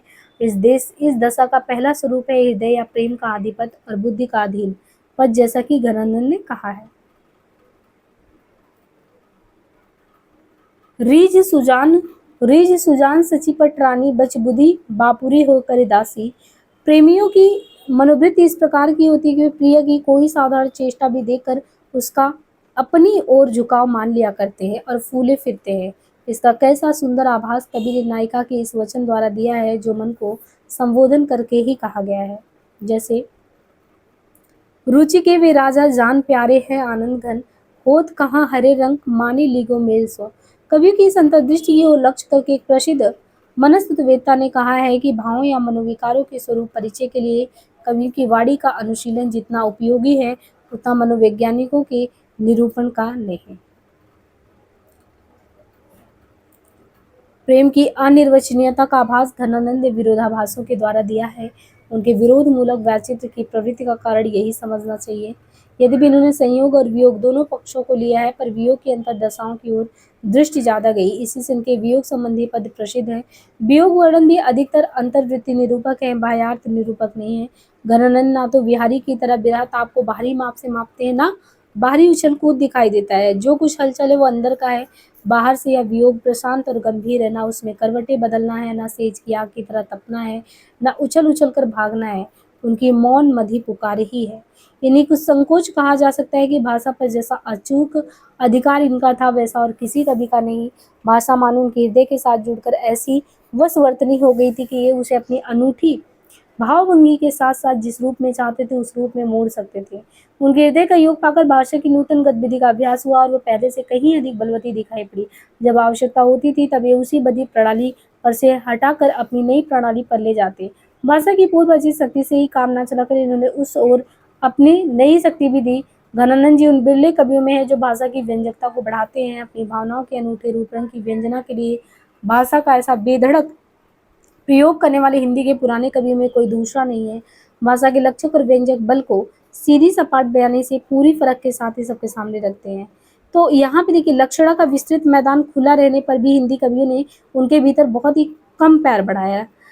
एक घनानंद है जो लक्षणा का विस्तृत मैदान खुला था, किसने अपना पैर वहां नहीं बढ़ाया, लेकिन घनानंद ही ऐसे कवि हुए जिन्होंने लक्षणा वाले क्षेत्र में अच्छी दौड़ लगाई। लाक्षणिक मूर्तिमत्ता और प्रयोग वैचित्र की जो छटा इनमें दिखाई पड़ी, खेद है कि वो फिर पौने 200 साल में पीछे भी जाकर देखो तो आधुनिक काल के उत्तरार्धी में अर्थात वर्तमान काल की नूतन काव्य धारा में ही अभिव्यंजनावाद के प्रभाव से कुछ विदेशी रंग लिए प्रकट हुई। घनानंद का प्रयोग वैचित्र दिखाने के लिए कुछ पंक्तियां यहाँ नीचे दी गई हैं। जैसे, जैसे ये पंक्ति है, हवे है सो घरी भाग उगरी आनंद घन सुरसि बरस लाल देखई हरि हमें। खुले भाग वाली घड़ी में विशेषण भी पर्याय। उगरो जग उगरो जग छाए रहे घन आनंद चातक जो तकिए अब तो, है ना। तो जो संसार के संबंध में इन्होंने कहा है कि उगरो जग छाए रहे घन आनंद चातक जो तकिए अब, कहिए सु कहा अब मौन भली नहीं खोवत है जो हम पावत जू। यानी विरोध मूलक वैचित्र है, जगह जगह बहुत सुंदर मिलता है। झूठ की सच्चाई छाके तो हित कचाई पाक्यो, उजरनी बसी हमारी अखियानी देखो, शुभे सुदे जहाँ रावरे बसत हो। गति सुनहारी देख थकन में चली जात तिरछत दशा कैसी ढक उग्रती, तेरे जो ना लेखो मोहि मारत परे को महाजन महाजन घान आनंद पे खोए बुलाहत है। इन उद्धरणों से कवि की चुभती हुई वचनात्मकता पूरी पूरी झलकती है। कहने की जरूरत नहीं कि कवि की उक्ति ने वक्र पथ हृदय के वेग के कारण को पकड़ा है। भाव का स्रोत जिस प्रकार टकराकर कहीं कहीं वक्रोक्ति के चींटे फेंकता, उसी प्रकार कहीं कहीं भाषा के स्निग्ध सरल और चलते प्रवाह के रूप में भी प्रकट होता है। ऐसे स्थलों पर अत्यंत चलती और प्रांजल ब्रजभाषा की रमणीयता दिखाई पड़ती है। कान भरे बहुतावत में इकलैन के बेदन जान्यो कहाँ तुम है मानो, हव मनमोहन मोहि कहूँ ना बिथा बिमैनन की मानो कहाँ तुम, बोरे वियोगिन आप सुजान है हाय कछु उर आन्यो कहाँ तुम, आरंतीवत पपीहन को घन आनंद तू पहचान्यो कहाँ तुम, है ना। तो ये पंक्तियां भी हैं। और एरे वीर पौन तेरो सब और गवनवारी, तोसो और कौन मने ढर को बानी दे, जगत के प्राण ऊंचे बड़े को समान घन आनंद विधान सुख दान दुखियानी, जान उजियारे गुण भारे अति मोहि प्यारे, अब हो हमारी बैठी पीठ पहचान दो। तो ऊपर के कबीत के अलावा दूसरे चरण में आए तो आनंद विधान सुखदान दुखियादानी में मृदंग की ध्वनि का बड़ा ही सुंदर उदाहरण यहाँ पे अनुकरण है। उक्ति का अर्थ गर्भवत भी घनानंद का स्वतंत्र और स्वावलंबी होता है। बिहारी के दोहों के समान साहित्य की रूढ़ियों पर आश्रित नहीं रहता। उक्तियों की सांगोपांग योजना या अनुमति इनकी निराली होती है। कुछ उदाहरण यहाँ पे दिए गए हैं। जिसे दिया है, पूरन प्रेम को मंत्र महापन जो माधि सोधि सुधारे है लेख्यो, ताही के चारु चरित्र विचित्र ने ये पांच के रच रच विषेक्यो, ऐसे हुए हित पवित्र जो आन कथा न कहु अवरेख्यो, सो घनानंद जान अजान लटूक कियो पर बाची न देखो, आना कानी आरसी निहारबो करोगो कालो, कहाँ मो चकित जैसा त्यो न ढीठी डोलियो। आगे की पंक्तियों के बारे में देखें तो इस अंतिम सवैये के प्रथम 3 चरणों में कवि ने बहुत सूक्ष्म कौशल दिखाया है। मूरी चाहनी और तक की मोरनी से व्यक्त किया गया है कि एक बार नायक ने नायिका की ओर मुड़कर देखा, फिर देखकर मुड़ गया और अपना रास्ता पकड़ लिया। घनानंद के 2 सवैये बहुत ज्यादा प्रसिद्ध हैं। इनमें एक है, सवैयों में है कि पर कारज देह को धरी फिर परजन्य जथारथ हो दर्शो, निधि नीर सुधा के समान करे शवही विधि सुंदरता सरस्यो, घन आनंद जीवन दायक हो, कबो मेरियो पीर ही अबरशो, कबहू अविश्वासी सुजान के आंगन में अशवान को ले बरसो, अति सुदो स्नेह को मार्ग है जहाँ न्याकु स्यायानप बाक नहीं। और इनके अलावा है, तह सचे चले तजी अपनपो, घनानंद प्यारे सुजान सुनो इत एक ते दूसरी आंख नहीं, तुम कौन सी पार्टी पढ़े हो लला, मन लेहू पे देहू छटाक नहीं। फिर बिरालाल की पंक्तियां हैं, सलोने श्याम प्यारे क्यों ना आवे, कहाँ हो जू कहाँ हो जू कहाँ हो, रहो किन प्राण प्यारे नैन आ गए, सजन हित मान के ऐसी न कीजिए। आगे है रसनिधि के संबंध में। रसनिधि इनका नाम क्या है? रसनिधि को पृथ्वी सिंह भी कहते हैं। रसनिधि जो है लेखक, इनको पृथ्वी सिंह भी कहते हैं। तो रसनिधि जिनका नाम पृथ्वी सिंह था और ये दतिया के यानी रसनिधि पृथ्वी सिंह दतिया के जमींदार, इनका संवत 1717 वर्तमान तक रहना पाया जाता। अच्छे कवि थे जिन्हें बिहारी सतसई के अनुकरण पर रसनिधि ने बिहारी सतसई का अनुकरण कर रतन हजारा नामक दोहा ग्रंथ लिखा। कहीं कहीं तो बिहारी के वाक्य तक रख लिए थे रसनिधि ने। इनके अलावा इन्होंने और भी बहुत से दोहे बनाए जिनका संग्रह बाबू जगन्नाथ प्रसाद छतरापुर ने किया। अरिल और मांझों का संग्रह भी खोज में मिला है इनका। ये श्रृंगार रस की कवि थे। अपने दोहों में इन्होंने फारसी कविता के भाव बनने और चतुराई देखने का बहुत कुछ प्रयास किया। फारसी की आज की कविता के शब्द भी इन्होंने इस परिमाण में कहीं कहीं रखे हैं कि सुकवि और साहित्यिक विशिष्टता को आघात पहुंचाता है, पर जिस ढंग की कविता इन्होंने की है उसमें इन्हें सफलता हुई है। कुछ दोहे उद्धत किए जाते हैं। अद्भुत गति ये प्रेम की, बैनन कहीं ना जाए, दरस भूख लागे द्रिगन, भूखे देत भगाए। आगे की पंक्तियां भी, लेव न मजनू गोर डी कोहू लला नाम, दर दमन के नेक तो लेन देहु विश्राम। आगे भी अगर पंक्तियां देखें तो वो है महाराज विश्वनाथ का। महाराज जो विश्वनाथ हैं, महाराज विश्वनाथ सिंह, ये रीवा के बड़े ही विद्या रसिक और भक्त नरेश तथा प्रसिद्ध कवि महाराज रघुराज सिंह के पिता थे। आप संवत 1778 से लेकर 1797 तक रीवा की गद्दी पर रहे। ये जैसे भक्त थे वैसे ही विद्या व्यसनी भी थे तथा कवियों और विद्वानों के आश्रयदाता भी थे। काव्य रचना में भी ये सिद्धहस्त थे। ये ठीक है कि इनके नाम से प्रख्यात बहुत से ग्रंथ दूसरे कवियों के रचे हैं, पर इनकी रचनाएं भी कम नहीं हैं। नीचे इनकी बनी बनाई पुस्तकों के नाम दिए गए हैं, जिनसे विदित हो कि कितने विषयों में इन्होंने लिखा है। महाराज विश्वनाथ सिंह ने लिखा है कि अष्टयाम, अहिनिक, आनंद, रघुनंदन नाटक, उत्तम काव्य प्रकाश, गीता रघुनंदन शतिका, शतिका रामायण, गीता रघुनंदन प्रमाणिक, सर्व संज्ञा, कबीर बीजक की टीका, विनय पत्रिका की टीका, रामचंद्र की सवारी, भजन, पदार्थ, धनुर्विद्या, आनंद रामायण, पर धर्म निर्णय, शांति शतक, वेदांत, पंचक शतिका, गीतावली पूर्वार्ध, धारुवाष्टक, उत्तम नीति चंद्रिका, अबोध नीति, पाखंड खंडिका, आदि मंगल, वसंत चौतीसी, 84 रमैनी, ककहरा शब्द, विश्व भोजन प्रसाद, ध्यान मंजरी, विश्वनाथ प्रकाश, परम तत्व, संगीत, रघुनंदन इत्यादि। यद्यपि ये राम उपासक थे, पर कुल परंपरा के अनुसार निर्गुण संत मत की वाणी का भी आदर करते थे। कबीरदास के शिष्य धर्मदास का बांधो नरेश के यहाँ जाकर उपदेश सुनाना परंपरा से प्रसिद्ध है। ककहरा शब्द रमैनी आदि उन्हीं प्रभाव के द्योतक है, पर इनकी साहित्यिक रचना प्रधानतः रामचरित संबंधी है। कबीर बीजक की टीका इन्होंने निर्गुण ब्रह्म के स्थान पर सगुण राम पर घटाई। ब्रजभाषा में नाटक पहले पहल इन्होंने लिखा। इस दृष्टि से इनका आनंद रघुनंदन नाटक विशेष महत्व का है। भारतेंदु हरिश्चंद्र ने इसे हिंदी का पहला नाटक माना। यद्यपि इसमें पद्यों की प्रचुरता है, पर संवाद सब ब्रजभाषा गद्य में है। अंक विधान और पत्र विधान भी है। हिंदी के प्रथम नाटककार के रूप में ये चिर स्मरणीय रहेंगे। इनकी कविता जो है वो अधिकतर या तो वर्णनात्मक है अथवा उपदेशात्मक है। भाषा स्पष्ट और परिमार्जित है। भाइन भृत्यन विष्णु सुरैयत, भानु सो शत्रुन, काल स्वभावे, शत्रु बलि सो बचकर बुद्धि, और अस्त्र सो धर्म की रीति चलावे, जीतन को करे केतु उपाय, और दीर्घ दृष्टि सब फैले पावे। आगे की पंक्तियों में देखें तो आगे देखिए जो जिन रचनाकार के बारे में है, भक्तवर नागरीदास जी। भक्तवर नागरीदास जी, यद्यपि इस नाम से कई भक्त कभी ब्रज में हुए हैं, यानी नागरीदास के नाम से और भी हुए हैं ब्रज में, पर इनमें सबसे ज्यादा प्रसिद्ध हैं कृष्णगढ़ नरेश महाराजा सावन सिंह जी।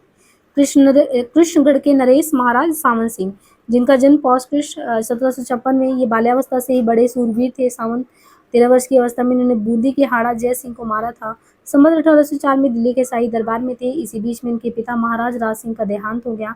बादशाह अमल ने इन्हें दिल्ली में ही कृष्णगढ़ राज का उत्तराधिकारी बना दिया, और जब वे कृष्णगढ़ पहुंचे तब राज पर अपने भाई बहादुर सिंह का अधिकार पाया, जो जोधपुर की सहायता से सिंहासन पर अधिकार करके बैठे थे।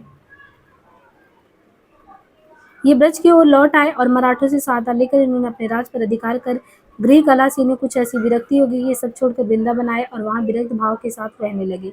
अपनी उस समय की चित्रवृत्ति का उल्लेख इन्होंने किया है कि जहाँ कला तहाँ सुख नहीं, कला सुखन को सूल, जहाँ कला तहाँ सुख नहीं, कला सुखन को सूल, सबे कला एक राज में, राज कलह को मोल, कहा भयो नृप हो भयो ढोवत जग बेकार, लेत न सुख हर भगत को, सकल सुखन को सार, मैं अपने मन मूड ते डरत रहा हो होए, वृंदावन की ओर ते मत कबहू फिर जाए।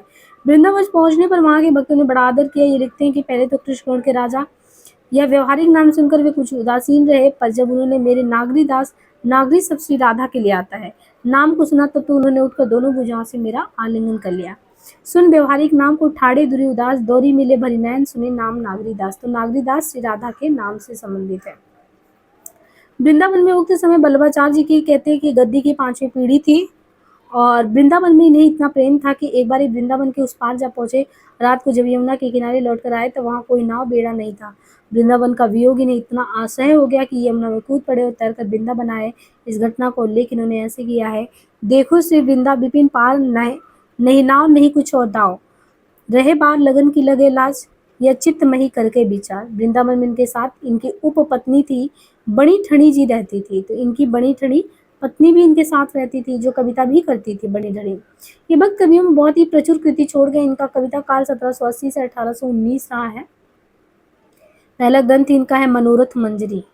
तो पहला ग्रंथ किसका है? मनोरथ मंजरी। ये देखिए बहुत ही प्रसिद्ध जो है कवि के बारे में पढ़ रहे हैं, जो भक्तवन नागरीदास से समानता हम लोग नई रीति काल में इनको पढ़ते हैं। और नागरीदास के बारे में काफ़ी अच्छे से उल्लेख किया गया है, इसलिए देखिए इनकी पत्नी का नाम बड़ी ठड़ी था, फिर इनका आगे कैसे स्वागत हुआ, फिर भक्त कवियों में बहुत प्रचुर कृति जो है इन्होंने छोड़ कर ये गए हुए हैं, जिनमें इन्होंने अपनी पत्नी के बारे में भी बताया कि उनका उल्लेख है। और नागरीदास के बारे में कि मनोरथ मंजरी जो है संवत 1780 में इन्होंने पूरा किया। यानी 1780 से 1819 तक लगभग वही शुरू किए थे, और सबसे पहले मनोरथ मंजरी 1780 में पूरा किया, और 1814 में अश्विनी शुक्ल 10 को राज पर अपने पुत्र श्रद्धा सिंह जी को प्रतिष्ठित करके घर बार छोड़ दिया। इससे ये स्पष्ट होता है कि विरक्त होने के बहुत पहले ये कृष्ण भक्ति और ब्रजलीला संबंधी बहुत सी पुस्तकें लिख चुके थे। कृष्णगढ़ में इनकी लिखी छोटी बड़ी सब मिला के कितनी, तो कृष्णगढ़ में कुल मिला के इनकी 73 पुस्तकें संग्रहित है। श्रृंगार सागर, गोपी प्रेम प्रकाश, पद प्रसंग माला, वैज और ब्रज वैकुंठ तुला, ब्रजसार, भोर लीला, प्रात रस मंजरी, बिहार चंद्रिका, भोजनांदाष्टक, जुगल रस माधुरी, फूल विलास, गोधान। तो श्रृंगार, श्रृंगार सागर, गोपी प्रेम प्रकाश, पद प्रसंग माला, ब्रजकुंठ तुला, ब्रजसार, भोर लीला, प्रात रस मंजरी, बिहार चंद्रिका, भोजनानंद अष्टक, जुगल रस माधुरी, फूल विलास, गोधान। और इनके अलावा आगमन दोहन, आनंद लग्नाष्टक, फाग विलास, कृष्ण विहार, पावस पचीसी, गोपी वैन विलास, रास रसलता, नैन रूप रस, शीश सागर, इश्क जमन, मजलिस, मंडन अरिलाष्टक, सदा की मास, वर्षा ऋतु की मास, होरी की मास, कृष्ण जन्मोत्सव, कवित प्रिय जन्मोत्सव, कवित सांझी की कवित, रास की कवित, चांदनी की कवित, दीवारी की कवित, गोवर्धनाचार की कवित, होरी की कवित, फागा गोकुल, हिंडोरा के कवित, वर्षा के कवित, भक्तिमग दीपिका 1802, तीर्थानंद 1810, फाग बिहार 1808, बाल विनोद, वन विनोद 1809, सुजानानंद 1810, भक्तिसार 99, देह दशा वैराग्यवली, रसिक रत्नावली 1782, कलि वैराग्यवल्लरी 1795, अरिल पच्चीसी, छूटक विधि इनके अलावा 1799, भक्ति विनोद 1808, है ना। यहाँ पे फिर निकुंज विलास 1794, गोविंद परचई, वंजन प्रकाश, छूटक दोहा, उत्सव माला, पद मुक्तावली। इनके अतिरिक्त वैन विलास और गुप्तचर रस प्रकाश नाम की 2 अप्राप्य पुस्तकें भी हैं। इस लंबी सूची को देखकर आश्चर्य करने के पहले पाठक को ये जान लेना चाहिए कि ये नाम भिन्न भिन्न प्रसंग व विषयों के कुछ पद्य में वर्णन मात्र है, जिन्हें यदि एकत्र करें तो 5 या 7 अच्छे आकार की पुस्तकों की संख्या आ ही जाएगी। अतः ऊपर लिखे नामों को पुस्तक के नाम ना समझकर वर्णन के शीर्षक मात्र समझना चाहिए। इनमें से बहुत को 5-5, 10-10, 25-25 पद्य मात्र समझना चाहिए। कृष्ण भक्त कवियों की ज्यादातर रचनाएं इसी ढंग की हैं। भक्ति काल के इतने ज्यादा कवियों का कृष्णलीला संबंधी फुटकल उक्तियों से उबे हुए केवल साहित्यिक दृष्टि रखने वाले पाठकों को नागरीदास जी ये रचनाएं अधिकांश में पृष्ठ पेशर से प्रतीत होंगे। इनके अलावा वैराग्य सार की पंक्तियां दी है। काहे कोरे नाना मत सुनावे तू पुरातन के, तही कहाँ तेरी मूढ़ गति मति पंग की, वेद के विवादन को पावेग न पार को, छाड़ी देव आस सब दान न्याहन गंग की। तो ये कुछ पंक्तियां हैं। अरिल की है, अंतर कुटिल कठोर भरे अभिमान सो, तिनके गृह नहीं रसे संत सम्मान सो। अब प्रीवियस में आप क्वेश्चन करके आए होंगे तो थोड़ा आइडिया भी लग रहा होगा कि कैसे क्वेश्चन आता है। अब जैसे इनकी पंक्तियां मनोरथ मंजरी से, चरण छिदत काटनी ते, स्रवत रुधिर सुध नाहि, है ना। आगे भी पूछत हो फिर हो बटू, खग मृग तरुबन माही, कबे झुकत मो और क। ये देखिए पीडीएफ जो है, जो हाईलाइटेड पीडीएफ है, हम लास्ट में जो खत्म करा लेंगे आपको टेलीग्राम पे दे देंगे, और टेलीग्राम लिंक है नीचे, वहाँ से जुड़ जाइए बराबर अपडेट के लिए। वहीं पे इसको हम जब पूरा हाईलाइट हो जाएगा तो सेंड कर देंगे। अब आगे देखिए यहाँ पे है 14वें नंबर पे जिन कवि का ये उल्लेख किए हैं उनमें है जोधा राजे, गौड़ ब्राह्मण, बालकृष्ण के पुत्र थे। जोधा राजे, तो जोधा राजे कौन थे? गौड़ ब्राह्मण थे, बालकृष्ण के पुत्र थे। इन्होंने नीमगढ़, वर्तमान निमाराड़, अलवर के राजा चंद्रभान चौहान के अनुरोध से हमीर रासो नामक एक बहुत बड़ा प्रबंध काव्य लिखा था। जोधा राजे हमीर रासो प्रबंध काव्य 1700 संवत 1875 में, जिनमें रणथंभौर के प्रसिद्ध वीर महाराज हमीरदेव का चरित्र, वीर गाथा काल के 56 पदित पर वर्णन है। हमीरदेव सम्राट पृथ्वीराज के वंशज थे। इन्होंने दिल्ली के सुल्तान अलाउद्दीन को कई बार परास्त किया और अंत में अलाउद्दीन की चढ़ाई में वे मारे गए थे। इस दृष्टि से इस काव्य के नायक देश के प्रसिद्ध वीरों में से एक है। जोधा राज ने चंद आदि प्राचीन कवियों की पुरानी भाषा का भी यत्र तत्र अनुसरण किया है। जैसे जगह जगह ही विभक्ति के प्राचीन रूप का प्रयोग। हमीर रासो की कविता बड़ी ओजस्वी है। घटनाओं का वर्णन ठीक ठीक और विस्तार के साथ यहाँ पे हुआ है। प्राचीन वीरकाल के अंतिम राजपूत और वीर का चरित्र जिस रूप में और जिस प्रकार की भाषा में अंकित होना चाहिए था, उसी रूप में उसी प्रकार की भाषा में जोधराज ने अंकित किया है और सफल भी हुए हैं।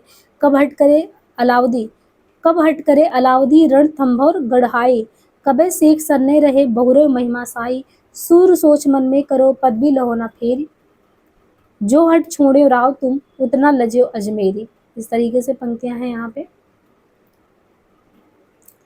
15वें नंबर पे देखें तो यहाँ पे जो पंक्ति है, बक्सी हंसराज ये श्रीवास्तव कायस्थ थे।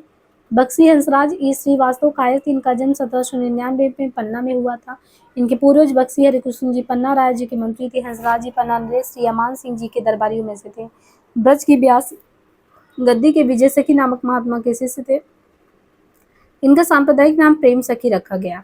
सखी भाव के उपासक होने के कारण इन्होंने अत्यंत प्रेम पूर्वक मधुरपूर्ण रचनाएं की। इनके 4 ग्रंथ हैं, स्नेह सागर, विरह विलास, रामचंद्रिका, बारहमासा। तो बक्सी हंसराज का है स्नेह सागर, विरह विलास, रामचंद्रिका, बारहमासा। इनमें से प्रथम बड़ा ग्रंथ है स्नेह सागर का संपादन श्रीयुत लाला भगवान दीन ने बड़े अच्छे ढंग से किया है। शेष ग्रंथ प्रकाशित नहीं हुए। स्नेह सागर 9 तरंगों में समाप्त हुआ, जिनमें कृष्ण की विविध लीलाएं सारचंद में वर्णित है।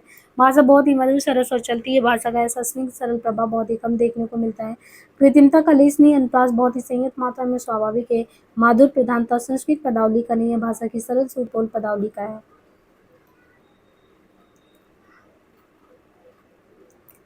आगे देखिए, यहाँ पे जो उल्लेखित कवि का नाम है जनकराज। जनकराज किशोरी शरण ये अयोध्या के एक वैरागी थे और संवत 1797 में वर्तमान में इन्होंने भक्ति ज्ञान और रामचरित संबंधी बहुत सी कविताओं को लिखा है। जैसे इनका है जनकराज किशोरी शरण का है आंदोलन रहस्य दीपिका, आंदोलन रहस्य दीपिका, तुलसीदास चरित, विवेक सार चंद्रिका, सिद्धांत चौतीसी, 12 खड़ी, ललित श्रृंगार दीपक, कवितावली, जानकी सरणाभरण, सीताराम सिद्धांत मुक्तावली, अनन्य तरंगड़ी, राम रस तरंगड़ी। इनके अलावा आत्म संबंध दर्पण, होलिका विनोद दीपिका, वेदांत सार, श्रुति दीपिका, रस दीपिका, दोहावली, रघुवर करुणा भवन। उपरोक्त सूची में देखें राम सीता के श्रृंगार, ऋतु श्रृंगार, इन सब का वर्णन है। फूले कुसुम द्रुम विविधा रंगम, सुविधा के सब चाहो। आगे है पंक्तियां अलबेली अली। अलबेली अली कौन है? अलबेली अली विष्णु स्वामी संप्रदाय के महात्मा वंशी अली जी के शिष्य थे। विष्णु स्वामी संप्रदाय के महात्मा वंशी अली जी के शिष्य। इनके अलावा इनका कोई वृत्त ज्ञात नहीं है। अनुमान से इनका कविता काल विक्रम की 8वीं शताब्दी का अंतिम भाग है। ये भाषा के सत्य भी होने के अलावा संस्कृत में भी सुंदर रचना करते थे अलबेली, जिनका प्रमाण इनका लिखा श्री स्रोत है। श्री स्रोत अलबेली का है श्री स्रोत। इन्होंने समय प्रबंध पदावली नामक एक ग्रंथ लिखा है जिसमें 313 बहुत ही भाव भरे पद है। लाल तरे लोपी लोलूप नैन, के ही रस छकनी छके हो छबीले, मानत नहीं चैन। 18 नंबर पे है चाचा हित वृंदावन दास। चाचा हित वृंदावन दास ये पुष्कर क्षेत्र के रहने वाले गौड़ ब्राह्मण थे और संवत 1765 में उत्पन्न हुए थे। ये राधा बल्लभी गोस्वामी हित रूप जी के शिष्य थे। तत्कालीन गोसाई जी के पिता के गुरु भ्राता होने के कारण गोसाई जी की देखा देखी सब लोग इन्हें चाचा जी कहने लगे। ये महाराज नागरी दास जी के भाई बहादुर सिंह जी के आश्रय में रहते थे। और जब राजकुल में विग्रह उत्पन्न हुआ तब वे कृष्ण गढ़ छोड़कर वृंदावन चले आए और अंत समय तक वहीं रहे। संवत 1800 से लेकर 1844 तक इनकी रचनाओं का पता लगता है। जैसे सूरदास के 1.25 लाख पद बनाने की जनश्रुति है, वैसे ही इनके भी 1 लाख पद और छंद बनाने की बात प्रसिद्ध है। इनमें से 20,000 के लगभग पद तो इनके मिले हैं। इन्होंने नक्सिक, अष्टयाम, समय प्रबंध, चली लीला आदि असंख्य प्रसंगों का विशद वर्णन किया है और बहुत ही अनूठा इनके ग्रंथ प्रकाशित नहीं हुए। राग रत्नाकर आदि ग्रंथों में इनके बहुत से पद संकलित मिलते हैं। मनिहारी लीला से कुछ यहाँ पे पंक्तियां दी गई हैं इनके द्वारा। अब देखिए 19वें नंबर पे है गिरधर कबीराय। गिरधर कबीराय इनका कुछ भी वृत्तांत ज्ञात नहीं है। किसका? गिरधर कबीराय का कुछ भी वृत्तांत ज्ञात नहीं है। नाम से ऐसा लगता है कि ये भाट है। शिव सिंह ने इनका जन्म वही 1770 माना है, जो संभवतः ठीक भी है। इस हिसाब से इनका कविता संग्रह 1800 के आसपास गिरधर कबीराय का पड़ता है। इनकी नीति की कुंडलिया ग्राम में प्रसिद्ध है। देखिए किनकी? नीति के यानी अच्छे दोहे कुंडलियां गांव में प्रसिद्ध है गिरधर कवि के। अनपढ़ लोग भी 2-4 जो है चरण जानते ही हैं गिरधर कबीराय की कुंडलियों के। इस सरप्रियता का कारण है बिल्कुल सीधी सादी भाषा में तथ्य भाव का कथन। इनमें ना तो अनुप्रास द्वारा भाषा की सजावट, न उपमा उत्प्रेक्षा, कुछ भी नहीं। कथन की पुष्टि मात्र के लिए अलंकार की दृश्य नहीं, दृष्टांत आदि दृढ़ मिलते हैं। कहीं कहीं पर बहुत कम कुछ अनियोक्ति का सहारा इन्होंने लिया है। इन सब बातों के विचार से ये कोरे पद्यकार ही कहे जा सकते हैं, सूत्रकार भी नहीं। वृंद कवि में और इनमें यही अंतर है कि वृंद ने स्थान स्थान पे अच्छी घटती हुई सुंदर उपमाओं आदि का भी विधान किया, पर इन्होंने कोरा तथ्य कथन किया है। कहीं कहीं तो इन्होंने शिष्टता का भी ध्यान नहीं रखा है। घर गृहस्थी के साधारण व्यवहार, लोक व्यवहार आदि का बड़े स्तर शब्दों में इन्होंने कथन दिया है। जैसे साईं बेटा बाप के बिगड़े भयो अकाज, हरना कुश अरुकंस को गयो दुहून को राज। इस तरीके से है इनका पंक्तियां, तो सीधी सपाट पंक्तियां हैं। अब यहाँ पे देखिए 20वें नंबर पे इन्होंने जिस कवि का जिक्र किया है, भगवत रस के टट्टी संप्रदाय। तो यहाँ पे जो भगवत रस के है, भगवत रस के ये टट्टी संप्रदाय के महात्मा स्वामी ललित मोहनी दास के शिष्य थे। इन्होंने गद्य का अधिकार नहीं लिया और निर्लिप्त भाव से भगवत भजन किया। अनुमान से इनका समय 1755 के आसपास है, अतः इनका रचना काल संवत 1830 से 50 के बीच है। इन्होंने अपनी उपासना से संबंध रखने वाले अनन्य प्रेम रसपूर्ण पद से कवित्त कुंडलिया चप्पे आदि रचे हैं, जिनमें एक ओर तो वैराग का भाव है और दूसरी ओर अनन्य प्रेम का भाव है। इनका हृदय प्रेम रसपूर्ण था। इसी से इन्होंने कहा, भगवत रसिक रसिक की बातें रसिक बिना को समझे सके ना। तो ये भगवत रसिके ने कहा था। ये कृष्ण भक्ति में लीन एक प्रेम योगी थे। इन्होंने प्रेम तत्व का निरूपण बहुत ही अच्छे ढंग से किया। कुछ पद यहाँ पे दिए गए हैं, जैसे यहाँ पे दिया है कि कुंजन ते उठी प्रात गात जमुना में धोए, निधुवन करी दंडवत बिहारी को मुख जोए। आगे देखिए श्री हटी जी 21वें नंबर पे है। श्री हटी जी के बारे में है कि ये श्री हटी जी जो है, ये श्री हित हरिवंश जी की शिष्य परंपरा में बड़े ही साहित्य मर्मज्ञ और कला कुशल कवि थे। संवत 1837 में इनका जो रचना है राधा सुधा शतक, तो इनका जो है राधा सुधा शतक बनाया, जो 11 दोहे और 103 कवित सवैया है। इसमें ज्यादातर भक्तों की अपेक्षा इनमें विशेषता है कि इन्होंने कला पक्ष पर पूरा जोर दिया। तो श्री हटी जी की खासियत क्या है? श्री राधा सुधा शतक बनाया, जिसमें 11 दोहे 103 कवित सवैया है। खास तौर पे ये बात इनके अंदर है कि कला पक्ष पर पूरा जोर दिया। इनकी रचना में भी यमक, अनुप्रास, उपमा, उत्प्रेक्षा आदि का बाहुल पाया जाता, पर साथ ही भाषा या वाक्य विन्यास में लद्दड़पन नहीं आने पाया। वास्तव में राधा सुधा शतक छोटा होने पर भी अपने ढंग का अनूठा ग्रंथ है।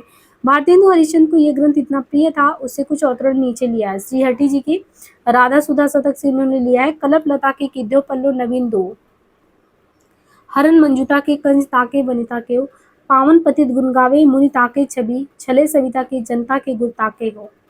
इस तरीके से यहाँ से पंक्तियां इन्होंने ली है। आगे गुमान मिश्र। गुमान मिश्र जो है, ये गुमान मिश्र कवि के बारे में इम्पोर्टेंट क्या है कि ये जो है गुमान मिश्र, ये महोबा के रहने वाले, गुमान मिश्र जो कि महोबा के रहने वाले गोपाल मणि के पुत्र थे। इनके 3 भाई थे। गुमान मिश्र के 3 भाई थे, एक दीप शाही, हुमान और अमान। तो गुमान मिश्र कहाँ के? महोबा के रहने वाले। किसके पुत्र? गोपाल मणि के। कितने भाई? 3 भाई, दीप शाही, कुमान और अमान। गुमान जो थे इनके भाई, जो इनके मतलब गुमान जो थे, इन्होंने पिहानी के राजा थे अकबर अली। तो पिहानी के राजा अकबर अली के खां के आश्रय में 1800 में इन्होंने श्री हर्षकृत नैषधा काव्य का पदनबाद नाना चंद्रम किया। यही ग्रंथ इनका प्रसिद्ध और प्रकाशित भी हो चुका। इसके अलावा खोज में इनके 2 ग्रंथ और मिले, कृष्ण चंद्रिका और छंदावटी पिंगल। कृष्ण चंद्रिका का निर्माण काल 1838 है, अतः इनका कविता काल 1800 से 1840 तक माना जा सकता है। इन तीनों ग्रंथों के अलावा रस, नायिका भेद, अलंकार आदि कई और ग्रंथ सुने जाते हैं। यहाँ केवल इनके नैषधा के संबंध में ही कुछ कहा जा सकता है। इस ग्रंथ में इन्होंने बहुत से छंदों का प्रयोग किया और बहुत जल्दी जल्दी छंद बदले हैं। इंद्र व्रजा, वंशस्थ, मंदाक्रांता, शार्दुल, विकृत आदि कठिन वर्णवृत्तों से लेकर दोहा चौपाई तक का मौजूद है। ग्रंथारंभ में अकबर अली की प्रशंसा मंद जो बहुत से कवि इन्होंने कहे हैं, उनसे इनकी चमत्कारिकता दिखती है। इनमें परिसंख्या अलंकार की भरमार है। किसमें? जो गुमान कवि हैं उनमें कहते हैं कि परिसंख्या में अलंकार बहुत ज्यादा है। गुमान जो अच्छे साहित्य मर्मज्ञ काव्य कुशल थे, इनमें कोई संदेह नहीं। भाषा पर इनका अच्छा अधिकार था। जिन श्लोकों के भाव जटिल नहीं, उनका अनुवाद बहुत ही सरस और सुंदर किया। वो स्वतंत्र रचना के रूप में प्रतीत हुआ। जहाँ कुछ जटिलता, वहाँ की वाक्यावली उलझी सी लगी। अनुवाद में कहते हैं कि इनके बारे में कि सारी पुस्तक के संबंध में ये कहना चाहिए कि अनुवाद में वैसी सफलता नहीं मिली। संस्कृत के भाव का सम्यक अवतरण में यह असफलता गुमान ही कैसे नहीं मरी जा सकती। रीतिकाल के जिन जिन कवियों ने संस्कृत से अनुवाद करने का प्रयास किया, उनमें बहुत से असफल हुए। ऐसा जान पड़ता है कि इस काल में जिस मधुर रूप में ब्रजभाषा का विकास हुआ, वो सरल व्यंजना के तो बहुत ही अनुकूल हुआ, पर जटिल भावों और विचारों के प्रकाश में वैसा समर्थ नहीं हुआ। कुलपति मिश्र ने रस रहस्य में काव्य प्रकाश का जो अनुवाद किया है, उसमें भी जगह जगह इसी प्रकार अस्पष्टता है। गुमान जी निसंदेह उत्तम श्रेणी के कवि थे, इसमें संदेह नहीं। जहाँ वे जटिल भाव करने की उलझन में नहीं पड़े, वहाँ की रचना अत्यंत मनोहारी है। जिसे दुर्जन को हानि बिरधा पनोई करे पीर, गुण लोप होत एक मोतिन के हार ही, टूटे मन माले निर्गुण गायतलब लिखे, पोथिनी अंक मन कला है विचारी। तो इस तरीके से पंक्तियां हैं इनकी। और आगे देखें तो 23वें नंबर पे है सरजूराम पंडित। सरजूराम पंडित इन्होंने जैमिनी पुराण भाषा नामक एक कथात्मक ग्रंथ संवत 1805 में बनाकर तैयार किया। तो जो सरजूराम पंडित थे इन्होंने जैमिनी पुराण भाषा नामक एक कथात्मक ग्रंथ संवत 1805 में बनाकर तैयार किया। इन्होंने अपना कुछ भी परिचय अपने ग्रंथ में नहीं दिया सरजूराम ने। जैमिनी पुराण दोहा चौपाई में तथा और कई छंद में लिखा गया है। 36 अध्यायों में समाप्त हुआ।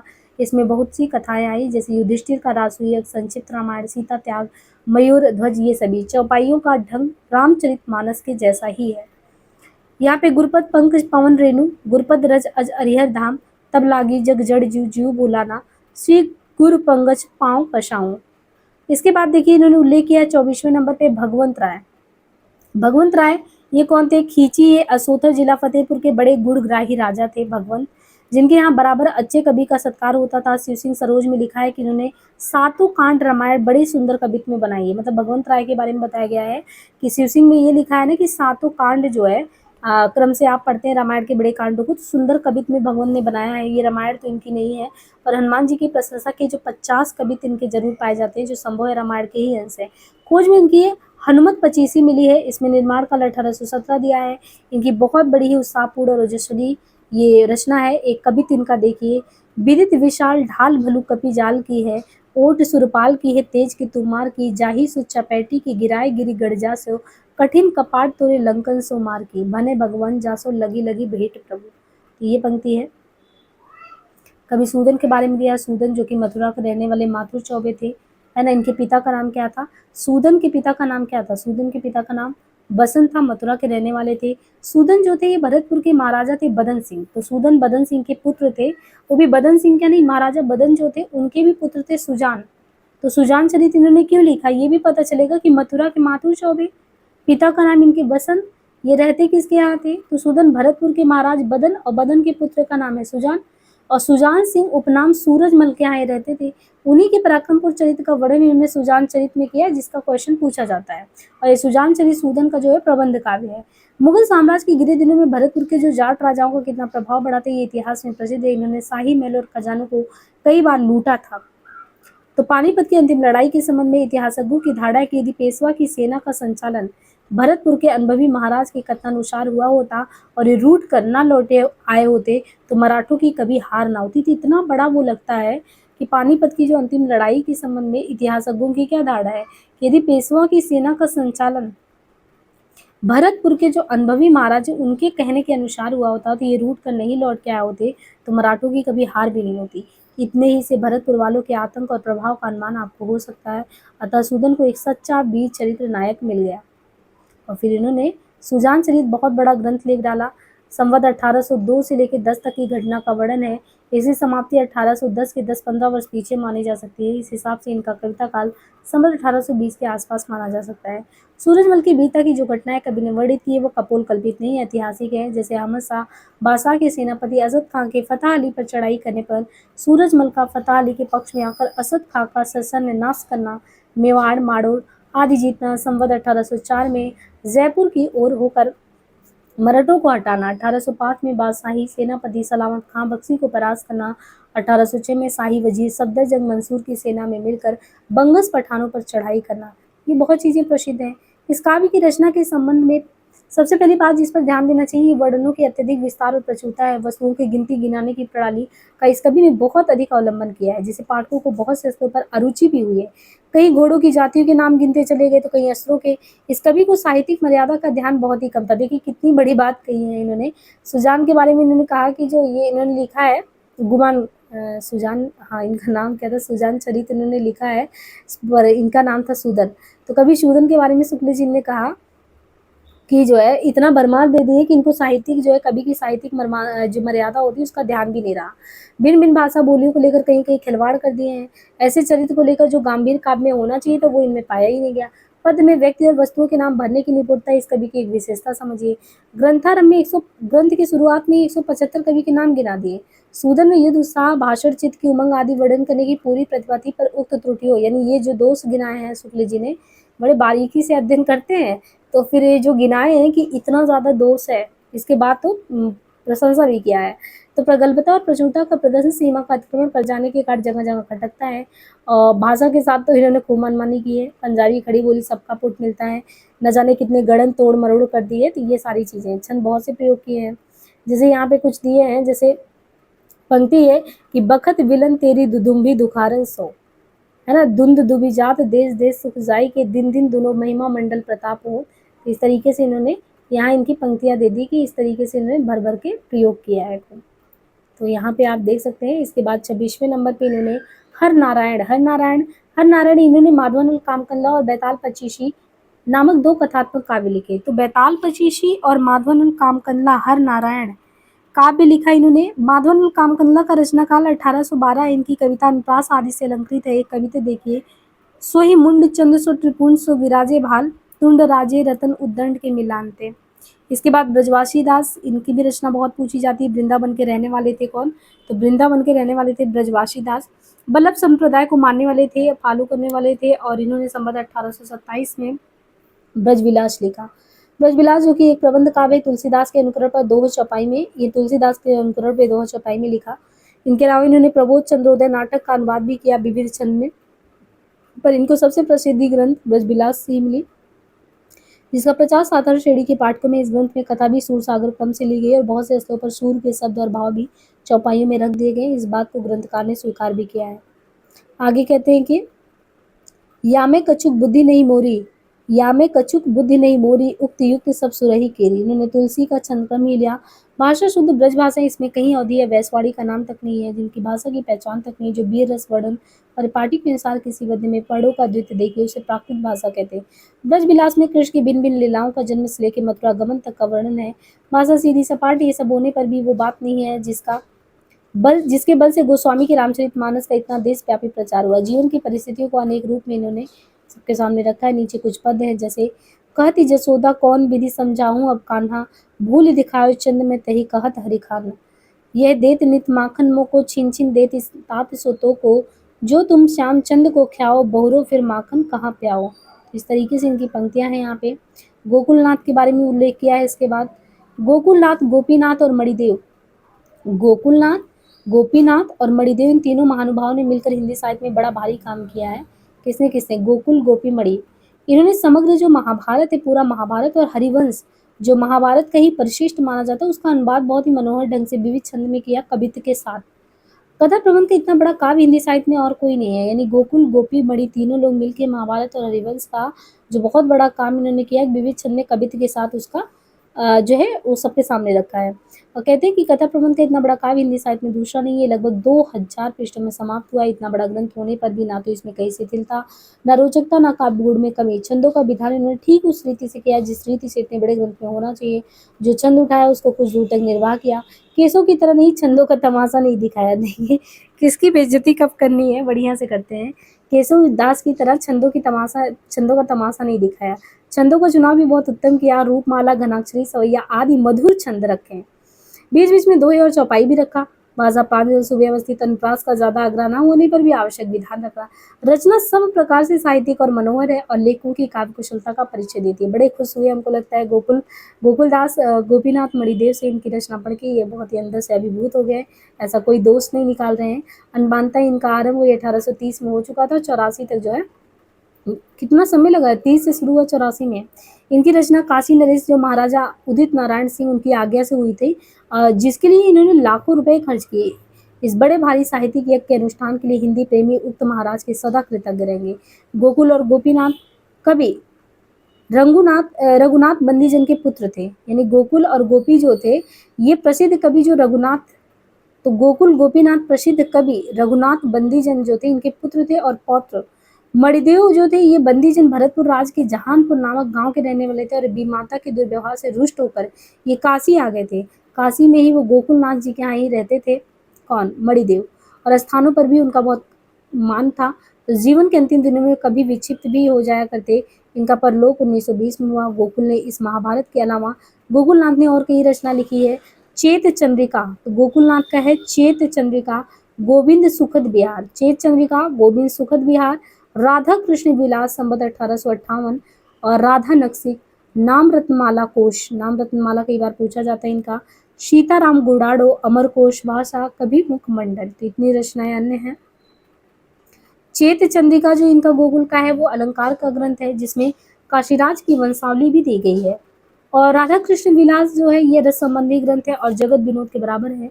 सीताराम गुडाड़ो आध्यात्म रामायण का अनुवाद है जिसमें पूरी राम कथा वर्णित है। कवि मुखमंडन भी अलंकार संबंधी है।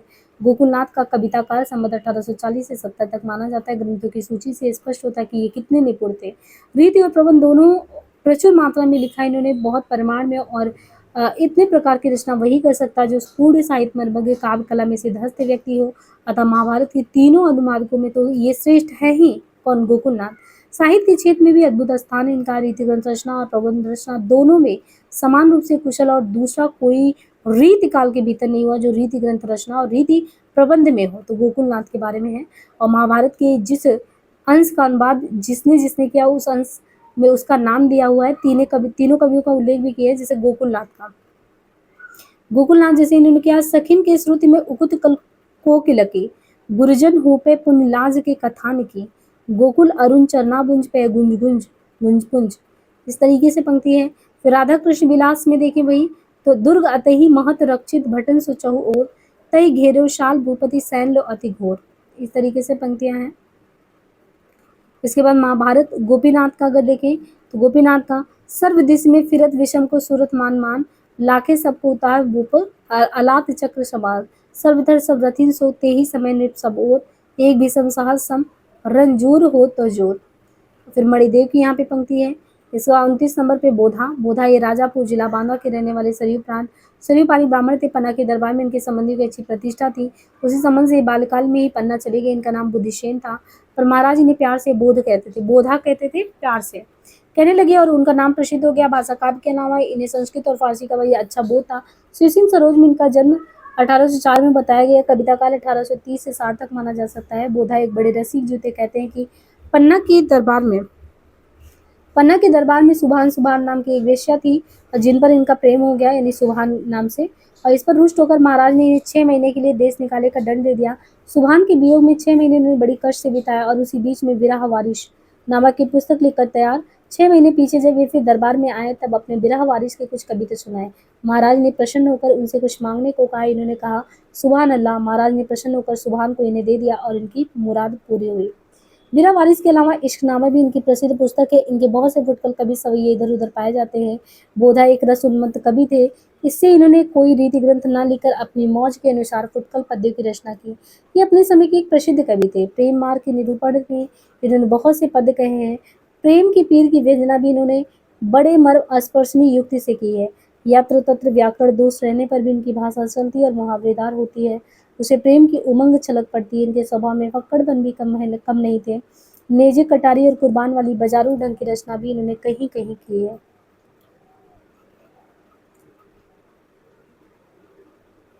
आगे है रचना रामचंद्र। इन्होंने अपना कुछ भी परिचय नहीं दिया। भाषा महिम के कर्ता काशीवासी मनियाल सिंह ने अपने को चाकर अखंडित श्री रामचंद्र पंडित के लिखा है। मनियार सिंह ने अपना भाषा महिम संबत 1841 में लिखा, अतः इनका समय संबत 1840 माना जा सकता है। इनका एक पुस्तक है चरण चंद्रिका। तो इनकी एक पुस्तक है चरण चंद्रिका ज्ञात है, जिस पर इनका सारा यश स्थिर है। ये भक्ति रसात्मक ग्रंथ केवल 62 कवित्तों का है। इसमें पार्वती जी के चरणों का वर्णन अत्यंत रुचिकर और अनूठे ढंग से किया गया है। इस वर्णन से अलौकिक सुषमा विभूति शक्ति और शांति फूट पड़ती है। उपास्य के एक अंग में अनंत ऐश्वर्य की भावना भक्ति की चरम भावुकता के भीतर ही संभव है।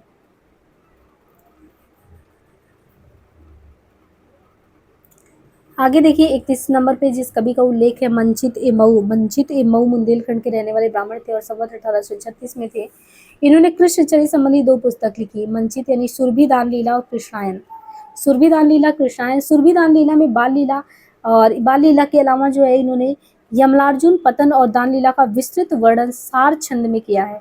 इसमें श्री कृष्ण के नक्सिक भी बहुत अच्छे कहे गए हैं। कृष्णायन जो है ये तुलसीदास जी के रामायण के अनुकरण पर दोहे चौपाई में लिखा गया। इन्होंने गोस्वामी जी की पदावली तक का अनुसरण किया है। स्थान स्थान पे भाषा अनुप्रसाद युक्त है। इनकी भाषा ब्रज अवधि नहीं है। इनकी सुरभि दान लीला की रचना अधिक सरस जान पड़ती है। तो बहुत ज़्यादा सारे कवि इतने इंपॉर्टेंट नहीं है, है ना। तो बस ये है कि नाम आप जानते रहिए किसका किसका है। मधुसूदन दास का इंपॉर्टेंट है, मधुसूदन दास ये माथुर चौबे ये भी थे। और मधुसूदन दास जो थे इन्होंने गोविंद दास नामक किसी व्यक्ति के अनुरोध से संवत 1839 में रामाश्वमेधा लिखा था। रामाश्वमेधा बहुत बड़ा और मनोहर प्रबंध काव्य है जो सब प्रकार से गोस्वामी जी के रामचरित का परिशिष्ट ग्रंथ होने के योग्य है। इसमें श्री रामचंद्र द्वारा अश्वमेध यज्ञ का अनुष्ठान घोड़े के साथ हुई गई सेना के साथ सुबाहु, दमन, विदुनमली, राक्षस, बीरमणि, शिव, सुरथ आदि का घोर युद्ध, अंत में राम के पुत्र लव और कुश के साथ भयंकर संग्राम, श्री रामचंद्र द्वारा युद्ध का निवारण और पुत्रों सहित सीता का अयोध्या में आगमन, इन सब प्रसंगों का पद्म पुराण के आधार पर बहुत ही विस्तृत उल्लेख किया है। ग्रंथ की रचना बिल्कुल रामचरितमानस की शैली पे हुआ। तो इम्पोर्टेंट है, रचना का नाम क्या है? रमाश्वमेधा, मधुसूदन दास का। बीच बीच में गीतिका भी है, प्रत्यय भी है। और इनके अलावा गोस्वामी जी की प्रणाली के अनुसरण में मधुसूदन दास जी को पूरी सफलता मिली। इनकी प्रबंध कुशलता, कवित्व शक्ति और भाषा शिष्टता भी देखने लायक है। इनकी चौपाई अलबत्ता गोस्वामी जी चौपाइयों में बेखटक मिलाई गई है। सूक्ष्म दृष्टि वाले भाषा मर्मज्ञों को केवल थोड़े से ही स्लो में भेद लक्षित हो जाता है। तो मतलब बहुत ज़्यादा नहीं, बस उतना ही जानिए कि कौन सी रचना है। और बस ये मनियार सिंह कौन है? तो ये काशी के रहने वाले क्षत्रिय थे। इन्होंने देव पक्ष में ही कविता की और अच्छी की। भाषा महिम सौंदर्य लहरी, पार्वती या देवी की स्तुति, हनुमत 26 सुंदरकांड। भाषा महिम में इन्होंने संवत 1841 में लिखा।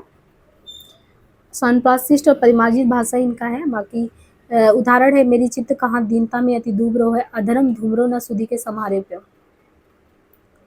इनके अलावा जो है कृष्णदास ये मिर्जापुर के रहने वाले कृष्णदास थे। वो एक कृष्ण भक्त जान पड़ते थे कृष्णदास। संवत 1853 में माधुर्य लहरी, तो आप बस इनका रचना का नाम रखें कृष्णदास। माधुर्य लहरी करके है, एक बड़ी पुस्तक है, 420 पृष्ठों में इन्होंने विविध छंदों में कृष्ण चरित्र का वर्णन अच्छे से किया है। इसके बाद है गणेश जो है ये नरहरि बंदीजन के वंश में, गणेश जो थे ये नरहरि बंदीजन के वंश में लाल कवि के पौत्र और गुलाब कवि के पुत्र थे। 1850 से 1910 समय ये काशीराज महाराज उदित नारायण सिंह के दरबार में थे और महाराजा ईश्वरी प्रसाद नारायण सिंह के समय तक जीवित रहे।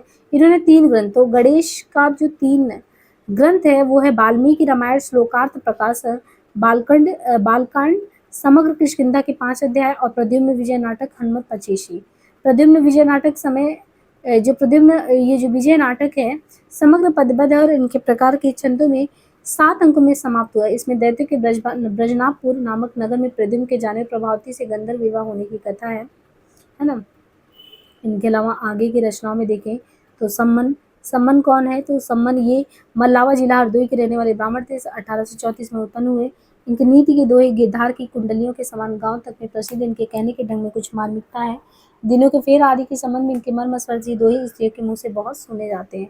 इन्हें संवत 1879 में पिंगल काव्यभूषण नामक रीति ग्रंथ भी बनाया हुआ है ना। आगे के रचनाकारों में देखें ठाकुर, इस नाम के ठाकुर नाम के 3 कवि हुए जिनमें 2 असनी के ब्रह्मभट्ट थे और एक बुंदेलखंड के कायस्थ थे। तीनों ही कविताएं ऐसी मिली जुली एक भेद करना कठिन है।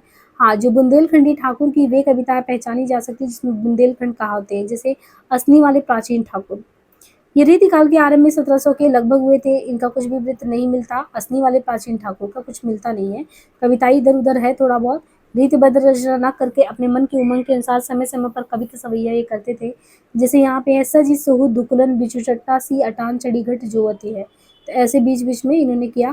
फिर असनी वाले जो दूसरे ठाकुर थे ये ऋषिनाथ कवि के पुत्र और सेवक कवि के पितामह थे। सेवक के भतीजे श्री कृष्ण ने अपने पूर्वजों का जो वर्णन लिखा है उनके अनुसार ऋषिनाथ जी के पूर्वज देवकी नंदन मिश्र गोरखपुर जिले के कुलीन सरयूपारी ब्राह्मण थे। पारसी के मिश्र थे और अच्छी कविता करते थे। एक बार मझौली के राजा के यहाँ विवाह के अवसर पर देवकी नंद जी ने भाटों की तरह कुछ कवित पढ़े और पुरस्कार दिए। इस पर उनके भाई बंधुओं ने उन्हें जातिच्युत कर दिया और वैष्णी के भाट नरहर कवि की कन्या के साथ अपना विवाह करके असनी में जा रहे और यहीं से भाट हो गए। उन्हीं देवकी नंदन वंश में ठाकुर के पिता ऋषिनाथ कवि हुए। ठाकुर ने संवत 1861 में जो रचना है सत्सई बरनाथ नाम की बिहारी सत्सई की एक टीका ये बनाई। अतः इनका कविता काल 1860 के इधर उधर माना जा सकता है। ये काशीराज के संबंधी काशी के नामी रईस बाबू देवकी नंदन के आश्रित थे और ये ठाकुर भी बड़ी सरस कविता किया करते थे। कारे लाज करे पलाहन के पुंज तिने अपने झकोरन झुलावन लागी है रे। अब इतना देखिए करने से ना तो आपको एकदम आइडिया हो जाएगा कि हाँ कुछ इस तरीके से कवियों के नाम है। तीसरा ठाकुर में बुंदेलखंडी जो कि जाति के कायस्थ थे। इनका पूरा नाम लाला ठाकुर दास था। पूर्वज काकोरी के रहने वाले और पितामह खड़ग राय जी बड़े भारी मनसबदार थे। उनके पुत्र गुलाब राय का विवाह बड़ी धूमधाम से ओरछे के राव राजा के पुत्री के साथ हुआ था और ये गुलाब राय ठाकुर कवि के पिता थे। किसी कारण से गुलाब राय अपनी ससुराल ओरछे में ही आ बसे। संवत 1823 में ठाकुर का जन्म हुआ। शिक्षा समाप्त होने पर ठाकुर अच्छे कवि निकले और जयपुर में सम्मान पाकर रह गए। उस समय जयपुर के राजा केसरी सिंह थे, तो ठाकुर के कुल के कुछ लोग बिजावर में जा बसे। इससे भी वहां भी वो रहा करते थे। बिजावर के राजा ने एक गांव देकर ठाकुर का सम्मान किया। जयपुर नरेश राजा केसरी सिंह के उपरांत जब उनके पुत्र राजा पारीछात गद्दी पर बैठे, तब ठाकुर उनकी सभा के रत्न हुए। ठाकुर की ख्याति उस समय फैलने लगी और बुंदेलखंड के दूसरे राज दरबारों में भी आने जाने लगे। बादक हिम्मत बहादुर गोसाई के दरबार में कभी कभी पद्माकर जी के साथ ठाकुर की कुछ नोक-झोंक की बातें भी हो जाया करती। एक बार पद्माकर जी ने कहा था कि ठाकुर कविता तो अच्छी करते हैं पर पद कुछ हल्के पड़ते हैं। इस पर ठाकुर बोले, तभी तो हमारी कविता उड़ी उड़ी फिरती है। तो ऐसी चीजें हैं। इतिहास में प्रसिद्ध है कि हिम्मत बहादुर कभी अपनी सेना के साथ अंग्रेजों का कार्य साधन करते थे और कभी लखनऊ के नवाब के पक्ष में लड़ते। एक बार हिम्मत बहादुर ने राजा परीक्षित के साथ कुछ धोखा करने के लिए बादे बुलाया। राजा परीक्षित वहां जा रहे थे कि मार्ग में ठाकुर कभी मिले और दो ऐसे संकेत भरे सवये पड़े कि राजा परीक्षित लौट आए। एक सवैया यह था, कैसे सूचित भय निकसो बेसो बिलसो हरिदे गाल पाए। और इनके अलावा ये छल छिद्रन की बतिया छलती छिने घड़ी पल माही। ठाकुर व जूरी एक भई रचियो परपंच कुछ ब्रज माही। हाल चवाइन की दूचाल की लाल तुम्हें दिक्कत नाई। कहते हैं कि यह हाल सुनकर हिम्मत बहादुर ने ठाकुर को अपने दरबार में बुला लिया। बुलाने का कार्य समझ कर भी ठाकुर बेधड़क चले आए। जब हिम्मत बहादुर इन पर झल्लाने लगे तब इन्होंने एक कविता पढ़ा कि वे नर निर्णय निदान में सराहे जाते। सुखन अघात प्याला प्रेम को पिए रहे। हरिरस चंदन चढ़ाए अंगन में। नीति को तिलक बेंदी जस की देर आए। ठाकुर कहत मुंज कंज तो प्रिदल मन मोहिनी स्वरूप धारे हिम्मत हियर आए। तो ऐसी पंक्तियां थी। इस पर हिम्मत बहादुर ने जब कुछ और कटु वचन कहा तब सुना जाता है कि ठाकुर ने म्यान से तलवार निकाल लिया और बोले, तब ये पंक्तियां पूछा गया एग्जाम में, सेवक सपाही हम उन राजपूतन के हैं। दान जुद जुर्बे उन नेक जन मार के। नीत दनवारे हैं माही के मही पालन है। ओहिए के बिसुद सनहि साचुर के। ठाकुर कहत हम वैरी बेवकूफन के। जालिम दमाद अदनिया ससुर के। हम कबीराज हैं पै चाकुर चतुर के। हिम्मत बहादुर ये सुनते ही चुप हो गए, फिर मुस्कुराते हुए बोले, कवि जी बस, मैं तो यही देखना चाहता था कि आप कोरे कवि हैं या पुरखों की हिम्मत भी आप में है। इस पर ठाकुर जी ने बड़ी चतुराई से उत्तर दिया, महाराज हिम्मत तो ऊपर सदा अनूप रूप से बलिहार रही, आज हिम्मत कैसे गिर जाए। इस तरीके से उन्होंने कहा था। तो ठाकुर कवि का परलोकवास 1880 के लगभग हुआ। इनका कविता काल 1850 से 80 तक माना जाता है। कविताओं का एक अच्छा संग्रह ठाकुर ठसक के नाम से श्रीयुत लाला भगवान दीन जी ने निकाला था। इस पर इसमें भी दूसरे दो ठाकुर की कविताएं मिली हुई हैं। ये चीजें हैं जिसमें ठाकुर के पुत्र दरियाव सिंह और पौत्र शंकर प्रसाद कवि थे। ठाकुर बहुत ही सच्ची उमंग के कवि थे। में कृत्रिमता का लेस नहीं था, ना तो कहीं व्यर्थ का शब्दांडवर, कल्पना की झूठी उड़ान भी नहीं थी। जैसे भाव का जिस ढंग से मनुष्य अनुभव करता है वैसे ही सामने रखता है वैसे ही रखे। और ब्रज भाषा की श्रृंगारी कविताएं प्रायः स्त्री पात्रों की ही मुख्य वाणी होती हैं। अतः स्थान स्थान पर लोकोक्तियों का जो मनोहर विधान इस कवि ने किया है, उनसे उकोक्तियों में और भी स्वाभाविकता देखने को मिलती है। यह एक अद्भुत बात है कि स्त्रियां बात बात में कहावतें कहा करती हैं। उनके हृदय के भावों की भरपूर व्यंजना के लिए कहावतें मानो एक संचित वाङ्मय है। लोकोक्तियों का जैसा मधुर उपयोग ठाकुर ने किया है वैसा और किसी ने नहीं किया। इन कहावतों में से कुछ तो सर्वत्र प्रचलित है और कुछ खास बुंदेलखंड की है। ठाकुर सच्चे उदार भावुक और हृदय के पारखी कवि थे। इसी से इनकी कविताएं विशेषता सवैया इतनी लोकप्रिय हुई। ऐसा स्वच्छंद कवि किसी क्रम से बद्ध होकर कविता करना भला कहाँ पसंद करता। ठाकुर प्रधानता प्रेम निरूपक होने पर भी लोग व्यापार के अनेक अंगदर्शी कवियों में से थे। इसी से प्रेम भाव की अपनी स्वाभाविक तन्मयता के अलावा कभी तो ये अख्ती, फाग, बसंत, होली, हिंडोरा उत्सव के उल्लास में भी मगन दिखाई पड़ते हैं। जैसे इनकी पंक्तियां हैं, सीख लिनो मीन, ये आया हुआ है ठाकुर की पंक्तियां, सीख लिनो मीन मृंग खंजन कमल नैन। इनके अलावा सीख लेनो जस और प्रताप को कहानो है। सीख लेनो कल्प वृक्ष काम धेनु चिंतामणि। सीख लेनो मेरो कुबेर गिर आने हो। ठाकुर कहत या की बड़ी कठिन बात, या को नहीं भूले कहू बोध याद। ठेल सो बनाए आए मेले सभा के बीच। लोगन कबित कीवो कर, ये भी है, लोगन कबित कीवो कर खेल करी जाने हो। 10 बार 20 बार बरजी दे जाई। इत्ते पे न जाने जोते जरन बरन देव। कैसो कहा कीजो कुछ आपन करो ना हो। जाके जैसे दिन ताही तैसे ही भरन देव। ठाकुर कहत मन आप को मगन राख्यो। प्रेम निहंसक रस रंग बिहरन देव। विधि के बनाए जीव जेते है जहाँ के तहाँ। खेलत फिरत तिन्हें खेलन फिरन देव। आपन आपन सूट गहन में चढ़े दो स्नेह की नाव पेरे। अंगनान में भीजत प्रेम भरे। शमेउ लखी में बल जाऊं पेरे। कहे ठाकुर दोनों की रुचि रंग सो हुमे उमड़ दो ठाउरे। सखी कारी घटा बरसे बरसाने पे गोरी घटा नंदगांव पेरी वा निर्मोहिनी रूप की राशि जस उरूरत ठाने थे। बारही बार बिलो की घरी घरी सूरत तो पहचाने थे। ठाकुर या मन की परतीरी जो पे सनेहो न मानत थे। आवत है नित मेरे लिए इतने तो विशेष के जानत हो। ये चारों ओर उदय मुखचंद की चांदनी चोर निहारत हो। बलि जो पे अधीन भयो प्यारी तो इत्ते विचार विचार लरी। कभी ठाकुर चुकी गयो जो गोपाल तेते बिगाड़ की सवारी। तो इनकी पंक्तियां जो है कवि ठाकुर की है। इसके बाद है 38वें नंबर पे ललक दास। ललक दास बेनी कवि के भड़ौआ से ये लखनऊ के कोई कंठीधारी महान जान पड़ते हैं और जो अपनी शिष्य मंडली के साथ इधर उधर फिरा करते। 1860 से 80 के बीच इनका वर्तमान रहना पाया जाता है। इन्होंने सत्योपखान नामक एक वर्णनात्मक ग्रंथ लिखा जिसमें रामचंद्र के जन्म से लेकर विवाह तक की कथा बड़े विस्तार से दिया। इस ग्रंथ का उद्देश्य कौशल के साथ साथ कथा चलाने का नहीं बल्कि जन्म की बधाई, बाल लीला, होली, जल क्रीड़ा का ब्यौरा भी देने के लिए था। इसके बाद जो है कवि खुमान कवि हैं। खुमान कवि ये तो इम्पोर्टेंट है। ये बंदी जन थे और चरखारी बुंदेलखंड के महाराजा विक्रम शाही के यहाँ रहते थे। इनके बनाए ग्रंथों का पता है अमर प्रकाश। अमर प्रकाश खुमान कवि का संवत 1836 में है। अमर प्रकाश अष्टयाम संवत 1852, लक्ष्मण शतक संवत 1855, हनुमान नक्शी, हनुमान पंचक, हनुमान पचीसी, नीति विधान, समरसार, युद्ध यात्रा के मुहूर्त आदि का विचार, नृसिंह चरित्र, नृसिंह पचीसी, ये कुछ रचनाएं हैं। इस सूची के अनुसार इनका कविता काल 1830 से 80 तक माना जाता है। लक्ष्मण शतक में लक्ष्मण और मेघनाथ का युद्ध बड़े फड़कते हुए शब्दों में कहा है। खुमान कविता में अपना उपनाम रखते हैं। आयो इंद्रजीत दस कंधा को निबंध बंधा बोलियो रामबंधु सो प्रबंध किरवान को है अंशुमाल को काल है विकराल। तो ये इनकी पंक्तियां हैं। इसके बाद देखें 40 नंबर पे। तो 40 नंबर पे है नवल सिंह।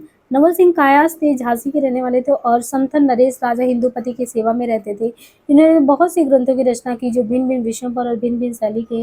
ये अच्छे चित्रकार भी थे नवल सिंह। इनका सुझाव भक्ति और ज्ञान की ओर विशेष रूप से था। ग्रंथों के नाम में देखिए नवल सिंह कायस्थ थे। इनकी रचनाओं में जो है नवल सिंह के बारे में बताया है कि इनकी रचनाएं जो है उसमें रास पंचाध्यायी, रामचंद्र विलास, शंकामोचन संवत 1873, जौहरनी तरंग 1875, रसिक रंजनी 77, विज्ञान भास्कर 1878 और सुखरंभा संवाद 1888, नाम चिंतामणि 1903, मूल भारत 1911, भारत सावित्री 1912, भारत कवितावली 1913, भाषा सप्तशती जो है 1917, कवि जीवन 1918, आला रामायण 22, रुक्मणी मंगल 25, मूल ढोला 1925, रहस्य लावनी 1926, आध्यात्म रामायण, रूपक रामायण, नारी प्रकरण, सीता स्वयंवर, राम विवाह खंड, भारत वर्तिक रामायण, सुमरनी, पूर्व श्रृंगार खंड, मिथिला खंड, दान लोक संवाद, जन्म खंड। पुस्तकों में यद्यपि अधिकांश बहुत छोटी हैं, इनकी रचनाएं बहुरूपता का आभास देती हैं। इनकी पुस्तकें प्रकाशित नहीं हुई हैं, अतः इनकी रचना के संबंध में विस्तृत और निश्चित रूप से कुछ नहीं कहा जा सकता। खोज की रिपोर्टों में उद्धत उदाहरणों को देखने से ये रचना इनकी पुष्ट और अभ्यस्त प्रतीत होती है। ब्रजभाषा में कुछ वार्तिक या गद्य भी इन्होंने लिखा है। इनके कुछ पद्य नीचे हैं। अभव अनादि अनंत अपारा, अमन अप्राण अमर अविकारा, अग अनी अतिम अविनाशी, अगम अगोचर अविरलवासी, अकथनीय अद्वैत अरामा, अमल अशेष अकर्मा कामा। इस तरीके से इनकी पंक्तियां हैं। राम सहाय दास। राम सहाय दास ये चौबेपुर जिला बनारस के रहने वाले लाला भवानी दास कायस के पुत्र थे और काशी नरेश महाराज उदित नारायण सिंह के आश्रय में रहते थे। बिहारी सस्सई की ही अनुकरण पर इन्होंने राम सस्सई लिखा। तो राम सहाय ने राम सस्सई लिखा। बिहारी सस्सई के बिहारी अनुकरण जो बिहारी सस्सई के अनुकरण पे बिहारी के अनुकरण पर बनी हुई पुस्तकों में इसी को प्रसिद्धि प्राप्त हुई है, राम सस्सई को। इनके बहुत से दोहे सरस उद्भावना में बिहारी के दोहों के तक पहुँचते हैं, पर ये कहना है कि दोहे बिहारी के दोहों में मिलाए जा सकते हैं। रसिकता और भावुकता से ही पुरानी दुश्मनी निकालना ही नहीं, बिहारी को भी कुछ नीचे गिराने का प्रयास समझा जाएगा। बिहारी में क्या क्या मुख्य विशेषताएं इनके प्रसंगों में दिखाया जा चुका है। जहाँ तक शब्दों की कारीगरी वाग्वेदक से संबंध वहीं तक अनुकरण करने का प्रयास किया गया है और सफलता भी मिली है। पराहाओं का सुंदर व्यंजना विधान भी देखने को मिलता है। और इनके अलावा कहते हैं कि नकल ऊपरी बातों की हो सकती, हृदय की तो नकल नहीं हो सकती, पर हृदय पहचानने के लिए हृदय चाहिए। चेहरे पर की दो आंखों से ही काम नहीं चल सकता। इस बड़े भारी भेद के होते हुए भी राम सस्सई श्रृंगार रस का उत्तम ग्रंथ है। और इस सस्सई के अलावा इन्होंने 3 पुस्तकें और लिखी। तो राम सस्सई के अलावा राम सहाय ने लिखा जो अच्छा है वाणी भूषण है, वृत्त तरंगड़ी संवत 1873 और ककहरा। जो इनके द्वारा वाणी भूषण है वो अलंकार का ग्रंथ है और वृत्त तरंगड़ी जो है पिंगल है। ककहरा जायसी की अखरावट के ढंग की छोटी सी पुस्तक है ककहरा, और शायद सबसे पिछली रचना भी है क्योंकि इसमें धर्म और नीति के उपदेश दिए गए ककहरा में। राम सहाय का कविता काल वही 1760 से 1880 और नीचे से सही के कुछ दोहे यहाँ पे उद्धृत हैं। गड़े नुकीले लाल के नैन रहे दिन रैन, तब नाचू थोड़ी ना क्यों गड़े पर मृद बैन। इस तरीके से पंक्तियां हैं। चंद्रशेखर, ये वाजपेयी थे, इनका जन्म संवत 1855 मुअज्जमाबाद में हुआ था। पिता मनीराम, ये कुछ दिनों तक दरभंगे के उच्च वर्ष तक जोधपुर में भी रहे, अंत में पटियाला जीवन भर रहे। देहांत 1932 में महाराजा नरेंद्र समय के वर्तमान तक ये रहे चंद्रशेखर। उन्हीं के आदेश से उन्होंने अपना प्रसिद्ध वीर काव्य चंद्रशेखर ने हमीरहट बनाया था। ग्रंथों के नाम और भी हैं: विवेक विलास, रसिक विनोद, हरिभक्ति विलास, नखशिख, वृंदावन शतक, गृह पंचाशिका और ताजिक ज्योतिषी, माधवी वर्षन। यद्यपि श्रृंगार की कविता करने में भी ये बहुत ही प्रवीण थे, पर इनकी कीर्ति को चिरकाल तक स्थिर रखने के लिए हमीरहट्टी पर्याप्त है। उत्साह के उमंग की व्यंजना जैसी चलती, स्वाभाविक और जोरदार भाषा में इन्होंने की। इस प्रकार से करने में बहुत ही कम कवि समर्थ हुए। वीर रस के वर्णन में इस कवि ने बहुत ही सुंदर साहित्यिक विवेक का परिचय दिया। सुदन आदि के समान शब्दों का तड़ातड़ और भाड़ाभड़ के फेर में न पड़कर उग्र उत्साह व्यंजक के साथ चीजों को सामने रखा। रही प्रसंग विधान की बात, इस विषय में कवि ने नई उद्भावनाएं न करके पूर्ववर्ती कवियों का ही सर्वथा अनुसरण किया और उसे हमीर से वापस मंगा और कहते हैं कि जो है, हाँ, इतना भी मतलब ऐसा नहीं है कि सारे इसमें है। चंद्रशेखर का साहित्यिक भाषा पर बड़ा अधिकार था। अनप्रास की योजना प्रचुर होने पर भी बद्दी नहीं हुई। बस इतना ही जानिए इनके बारे में। इसके बाद जो कवि हैं, बस कवि का नाम कवियों में है बाबा दीनदयाल गिरी। बाबा दीनदयाल गिरी गोसाई थे। जन्म शुक्रवार वसंत जो है पंचमी के काशी के गायघाट मोहल्ले में हुआ था। बाबा दीनदयाल गिरी का 5 या 6 वर्ष के थे तब इनकी माता पिता पिता कुशागिरी को सौंप चले गए और महंत कुशागिरी पंचकोशी के मार्ग में पड़ने वाले देहली विनायक स्थान के अधिकारी। काशी में महंत जी के और भी कई मठ थे, विशेषता गायघाट वाले मठ में रहा करते थे। जब महंत कुशागिरी के मरने पर बहुत सी जायदाद नीलाम हो गई, तब देहली विनायक के पास मठोली गांव में ये रहने लगे। बाबा जी संस्कृत और हिंदी के अच्छे विद्वान थे। बाबू गोपाल चंद्र गिरधरदास इनका बड़ा स्नेह था। इनका परलोकवास 1915 में हुआ। बहुत ही सहृदय व्यक्ति थे। इनकी अनुयुक्ति हिंदी के और किसी कवि की नहीं हुई। कहते हैं कि इनकी अनुयुक्ति जो है हिंदी के और कवि की नहीं हुई, यद्यपि इन अनुयुक्तियों के भाव ज्यादातर संस्कृत में है। जो भाषा शैली की सरसता और पदविन्यास की मनोहरता के विचार से वे स्वतंत्र काव्य के रूप में भी है। कहीं कहीं कुछ पूर्वीपन या अव्यवस्थित वाक भी मिलते, पर बहुत कम। इसी से इनकी अनुयुक्तियाँ इतनी मर्मस्पनी हुई है। और इनका जो है अनुयोक्ति कल्पद्रुम, हिंदी साहित्य में अनुयोक्ति कल्पद्रुम अनमोल वस्तु है। अनमोल वस्तु है। अनुयोक्ति के क्षेत्र में कवि की मार्मिकता और सुंदर भावना के स्फुरण बहुत अच्छे से देखने को मिलते हैं। बाबा जी का जैसा कोमल व्यंजक पदविन्यास पर अधिकार था, वैसा ही सब चमत्कार आदि के विधान पर है। यमक और श्लेष में रचना भी इन्होंने बहुत सी की है। जिस प्रकार ये अपनी भावुकता हमारे सामने रखते हैं, उसी प्रकार चमत्कार कौशल दिखाने में भी ये नहीं चूकते। बाकी इनकी रचनाओं में अनुयोक्ति कल्पद्रुम के आदि में कई श्लिष्ट पद आए हैं, यद्यपि अनुप्रास युक्त सरस कोमल पदावली भी बराबर देखने को मिलता है। इनकी लिखित रचनाओं के नाम यहाँ पे देख लीजिए। अनुयोक्ति कल्पद्रुम संवत 1912 में है। अनुराग बाग संवत 1888 और इनके अलावा वैराग्य दिनेश 1906 में है। विश्वनाथ नवरत्न और दृष्टांत तरंगड़ी। तो इस तरीके से यहाँ पे दिया गया है इनके द्वारा। और इस सूची के अनुसार इनका कविता काल 1879 से 12 तक ठहरता है। अनुराग बाग में श्री कृष्ण की विविध लीलाओं को बड़े ही ललित कवित्वों में जो है वर्णित किया अनुराग बाग। और मालिनी चंद का भी बड़ा मधुर प्रयोग किया है। दृष्टांत तरंगड़ी में नीति संबंधी दोहे दिए हैं। विश्वनाथ नवरत्न शिव की स्तुति है। वैराग्य दिनेश में एक और तो ऋतु और आदि शोभा का वर्णन है।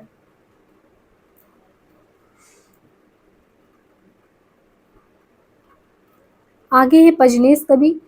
पजनेश कवि जो है ये पन्ना के रहने वाले थे। पजनेश ये पन्ना के रहने वाले थे। कुछ विशेष वृत्तांत प्राप्त नहीं। कविता काल इनका संवत 1900 के आसपास ही है। कोई पुस्तक तो पजनेश की नहीं मिलती। इनकी बहुत सी फुटकल कविता संग्रह देखने को मिलता है। और ठाकुर शिव सिंह जी ने मधुर प्रिया और नखशिख नाम की ये 2 पुस्तकों का उल्लेख किया है, पर वे मिलती नहीं है। भारत जीवन प्रेस ने इनकी फुटकल रचनाओं का कविता संग्रह पजनेश प्रकार के नाम से जो है वो प्रकाशित किया। 127 कवि सवैया था उसमें। इनकी कविताओं को देखने से पता चलता है कि फारसी भी जानते थे। पजनेश जो है फारसी भी जानते थे। एक सवैया में इन्होंने फारसी के शब्द और वाक्य भरे हैं। इनकी रचना श्रृंगार रस की ही है, पर उनमें कठोर वर्ड है। पर इसका ये मतलब नहीं कि कोमल अनुप्रासित ललित भाषा का व्यवहार इनमें नहीं है ना। तो ये सारी चीजें इनके बारे में है, पजनेश कवि के बारे में है। इसके बाद जो है गिरधर दास जो थे ये भारतेंदु बाबू हरिश्चंद्र के पिता थे और ब्रजभाषा के बहुत ही प्रौढ़ कवि थे गिरधर दास। इनका नाम तो बाबू गोपाल चंद था, है ना, बाबू गोपाल चंद था, पर कविता में अपना उपनाम ही गिरधर लिखते थे। यानी बाबू हरिश्चंद्र के पिताजी जो थे उनका नाम तो बाबू गोपाल चंद था, पर कविता में ये अपना नाम गिरधरन लिखते। भारतेंदु ने इनके संबंध में लिखा है कि जिन श्री गिरधर दास कवि रचे ग्रंथ 40। तो 40 का उल्लेख करते हैं। 1890 इनका जन्म बताया गया। इनके पिता काले हर्षचंद जो काशी के एक बड़े प्रतिष्ठित रईस थे, काले हर्षचंद, उनके 11 वर्ष की अवस्था में ही छोड़कर परलोक सिधारे। इन्होंने अपने निज के परिश्रम से ही संस्कृत और हिंदी में बड़ी स्थिर योग्यता प्राप्त की और पुस्तकों का एक बहुत बड़ा अनमोल संग्रह किया। पुस्तकालय का नाम इन्होंने सरस्वती भवन भी रखा था, जिसका मूल्य स्वर्गीय डॉक्टर राजेंद्र लाल मित्र 1 लाख रुपए तक दिलवाते रहे। ये इनके उस समय के विद्वान और कवियों की मंडली बराबर जमती थी यहाँ। इनका समय अधिकतर काव्य चर्चा में जाता है। इनका परलोकवास 1917 में हुआ। भारतेंदु जी ने इनके लिखे 40 ग्रंथों का उल्लेख किया, जिनमें बहुतों का पता नहीं। भारतेंदु के दोहित्र हिंदी के उत्कृष्ट लेखक श्रीयुक्त बाबू ब्रजरत्न दास जी, इन्होंने अपनी देखी हुई इन 18 पुस्तकों के नाम यहाँ पे दिए कि इनका कौन कौन सा रचना है।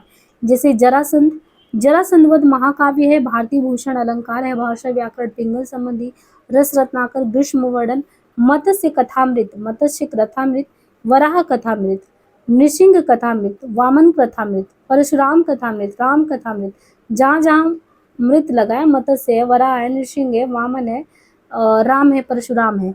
बाकी बलराम कथामृत, फिर कृष्णचरित, देखिए कृष्णचरित 4701 पदों में कृष्णचरित, बुद्ध कथामृत, कल की कथामृत, तो मृत तो बहुत में लगा है। बाकी नहुष नाटक तो इम्पोर्टेंट है ये, गर्ग संहिता है ना, एकादशी महात्म्य। इनके अलावा भारतेंदु जी के एक नोट के आधार पर स्वर्गीय बाबू राधा कृष्ण ने इनकी 21 अप्रैल पुस्तकों का उल्लेख किया। 21 और पुस्तकों का उल्लेख किसने किया है? बाबू राधा कृष्ण ने, भारतेंदु जी के कहने पे, जिसमें वाल्मीकि रामायण 7 कांड पद्य अनुवाद है, छंदाढ़व है, नीति अद्भुत रामायण है, लक्ष्मी नक्सी वार्ता है, और काकरादिश सहस्रनाम है, गया यात्रा है, गयाष्टक है, द्वादश दल कमल है, कीर्तन है, संकर्षात्मक है, धनुष स्रोत है, गोपाल स्रोत है, भगवत स्रोत है, शिव स्रोत है, श्री राम स्रोत है, श्री राधा स्रोत, रामाष्टक और कली कलाष्टक।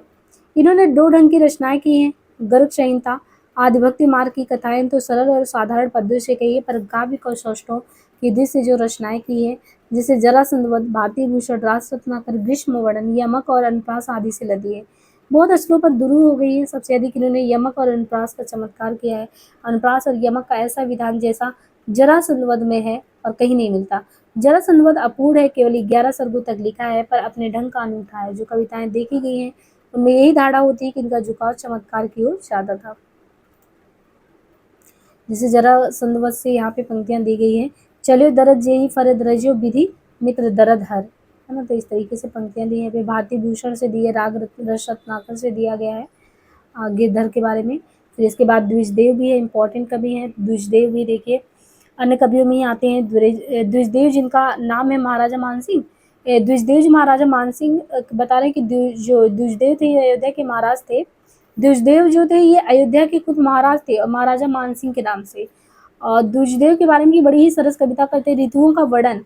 इनके बारे में द्विजदेव के बारे में कि ऋतुओं का सेनापति का भी वर्णन अच्छा है, और द्विजदेव का कि ऋतुओं के वर्णन इनके बहुत ही मनोहर होते थे। द्विजदेव के इनके भतीजे थे, भतीजे भुवनेश जिसे त्रिलोकीनाथ जी ने, जिन्हें अयोध्या नरेश ददुआ साहब से राज के लिए अदालत हुई थी, ने द्विजदेव को द्विजदेव जी की 2 पुस्तकें बताई थी। एक श्रृंगार बत्तीसी बताया, एक श्रृंगार लतिका बताया था। श्रृंगार लतिका का एक बहुत ही विशाल और सटीक संस्करण महारानी अयोध्या की ओर से हाल में प्रकाशित हुआ। इसके टीकाकार भूतपूर्व अयोध्या नरेश महाराज प्रताप नारायण सिंह थे, और जो श्रृंगार बत्तीसी था वो एक बार छपा था। द्विजदेव के कवि तो काव्य प्रेमियों में वैसे ही प्रसिद्ध हैं जैसे पद्माकर के। ब्रजभाषा के श्रृंगारी कवि की परंपरा में इन्हें अंतिम प्रसिद्ध कवि समझना चाहिए। अंतिम प्रसिद्ध कवि अगर ब्रजभाषा के जो श्रृंगारी कवि हैं उनमें कहे कि श्रृंगारी में बहुत अच्छे हैं तो ये अंतिम है। जिस प्रकार लक्षण ग्रंथ लिखने वाले कवियों में लक्षण में पद्माकर अंतिम है, श्रृंगारी में द्विजदेव अंतिम है। ये चीज आपको समझना है। इनमें बड़ा भारी गुण है भाषा की स्वच्छता, अनुप्रास आदि चमत्कारों के लिए इन्होंने भाषा बद्धी कहीं नहीं होने दी, और ऋतुवर्णन में इनके हृदय का उल्लास उमड़ पड़ता है। बहुत से कवियों के ऋतुवर्णन हृदय की सच्ची उमंग का पता नहीं देते, रस्म सी अदा करते जान पड़ते, पर इनके चकोरों की चहक के भीतर इनके मन की चहक दिखती है। चकोरों के चहक के अंदर इनकी मन की चहक दिखती है। एक ऋतु के उपरांत दूसरी ऋतु के आगमन पर इनका हृदय आगमनी के लिए मानो अपने आप से तैयार बैठा हो। मिली माधवी आदि फूल के ब्याज विनोद लवा बरसाई करो, रचनात लतागन तनि बितावन सब विधि चित चुराई करो। द्विजदेव जो देखी अनोखी प्रभा अलिचारण कृत गाय करो। और देखिए चिर जियो बसंत सदा द्विजदेव प्रश्नून की झरी लायो करो। सुरही के भार सुधो सब सुकरिन मंदिर त्याग करत कहूँ न गान्यो। द्विजदेव तुय मद भारन अपमानेशो। तो इस तरीके से इनकी पंक्तियां पूरी यहाँ पे उद्धृत है ना। तो ये है इम्पोर्टेंट। और यहाँ पे आपका पूरा रीतिकाल खत्म हो गया। नेक्स्ट पार्ट जल्द से ही आएगा, आपका आधुनिक काल शुरू हो जाएगा, तो हम जल्दी ही आधुनिक काल तैयार करके आपको कराएंगे। तब तक आप इसको अच्छे से ख़त्म करिए और डेली प्रैक्टिस सेट जो है बिल्कुल लगाते रहिए अच्छे से। आज के लिए इतना ही। हाँ, और ये जो सीरीज़ चल रहा है ना फ्रेंड्स, इनको ज़्यादा से ज़्यादातर लोगों तक शेयर करिए। हम कोशिश करेंगे जल्दी हम बच्चन सीरीज बच्चन जी की या डॉक्टर नगेंद्र की, है ना, और हिंदी साहित्य का जो है रामचंद्र तिवारी का जो गद्य का है वो यदि हो सके तो ये सब हम जो है जल्दी श्रृंखला शुरू करेंगे, क्योंकि मुझे लगता है अगर आप असिस्टेंट प्रोफेसर लेवल की तैयारी कर रहे हैं एक अच्छे लेवल की, तो आप मूल जो पुस्तकें हैं उनको एक बार अच्छे से ऐसे पढ़ लीजिए और इसके बाद ये अपने पास रखिए, किताबें रखिए, या हम जो है इसका ये पीडीएफ सेंड कर देंगे, इसको रखिए, बराबर देखते रहिए ताकि आपको आइडिया हो कि हाँ मूल टेक्स्ट हमने पढ़े हैं। ठीक है, तो आज के लिए इतना ही, धन्यवाद।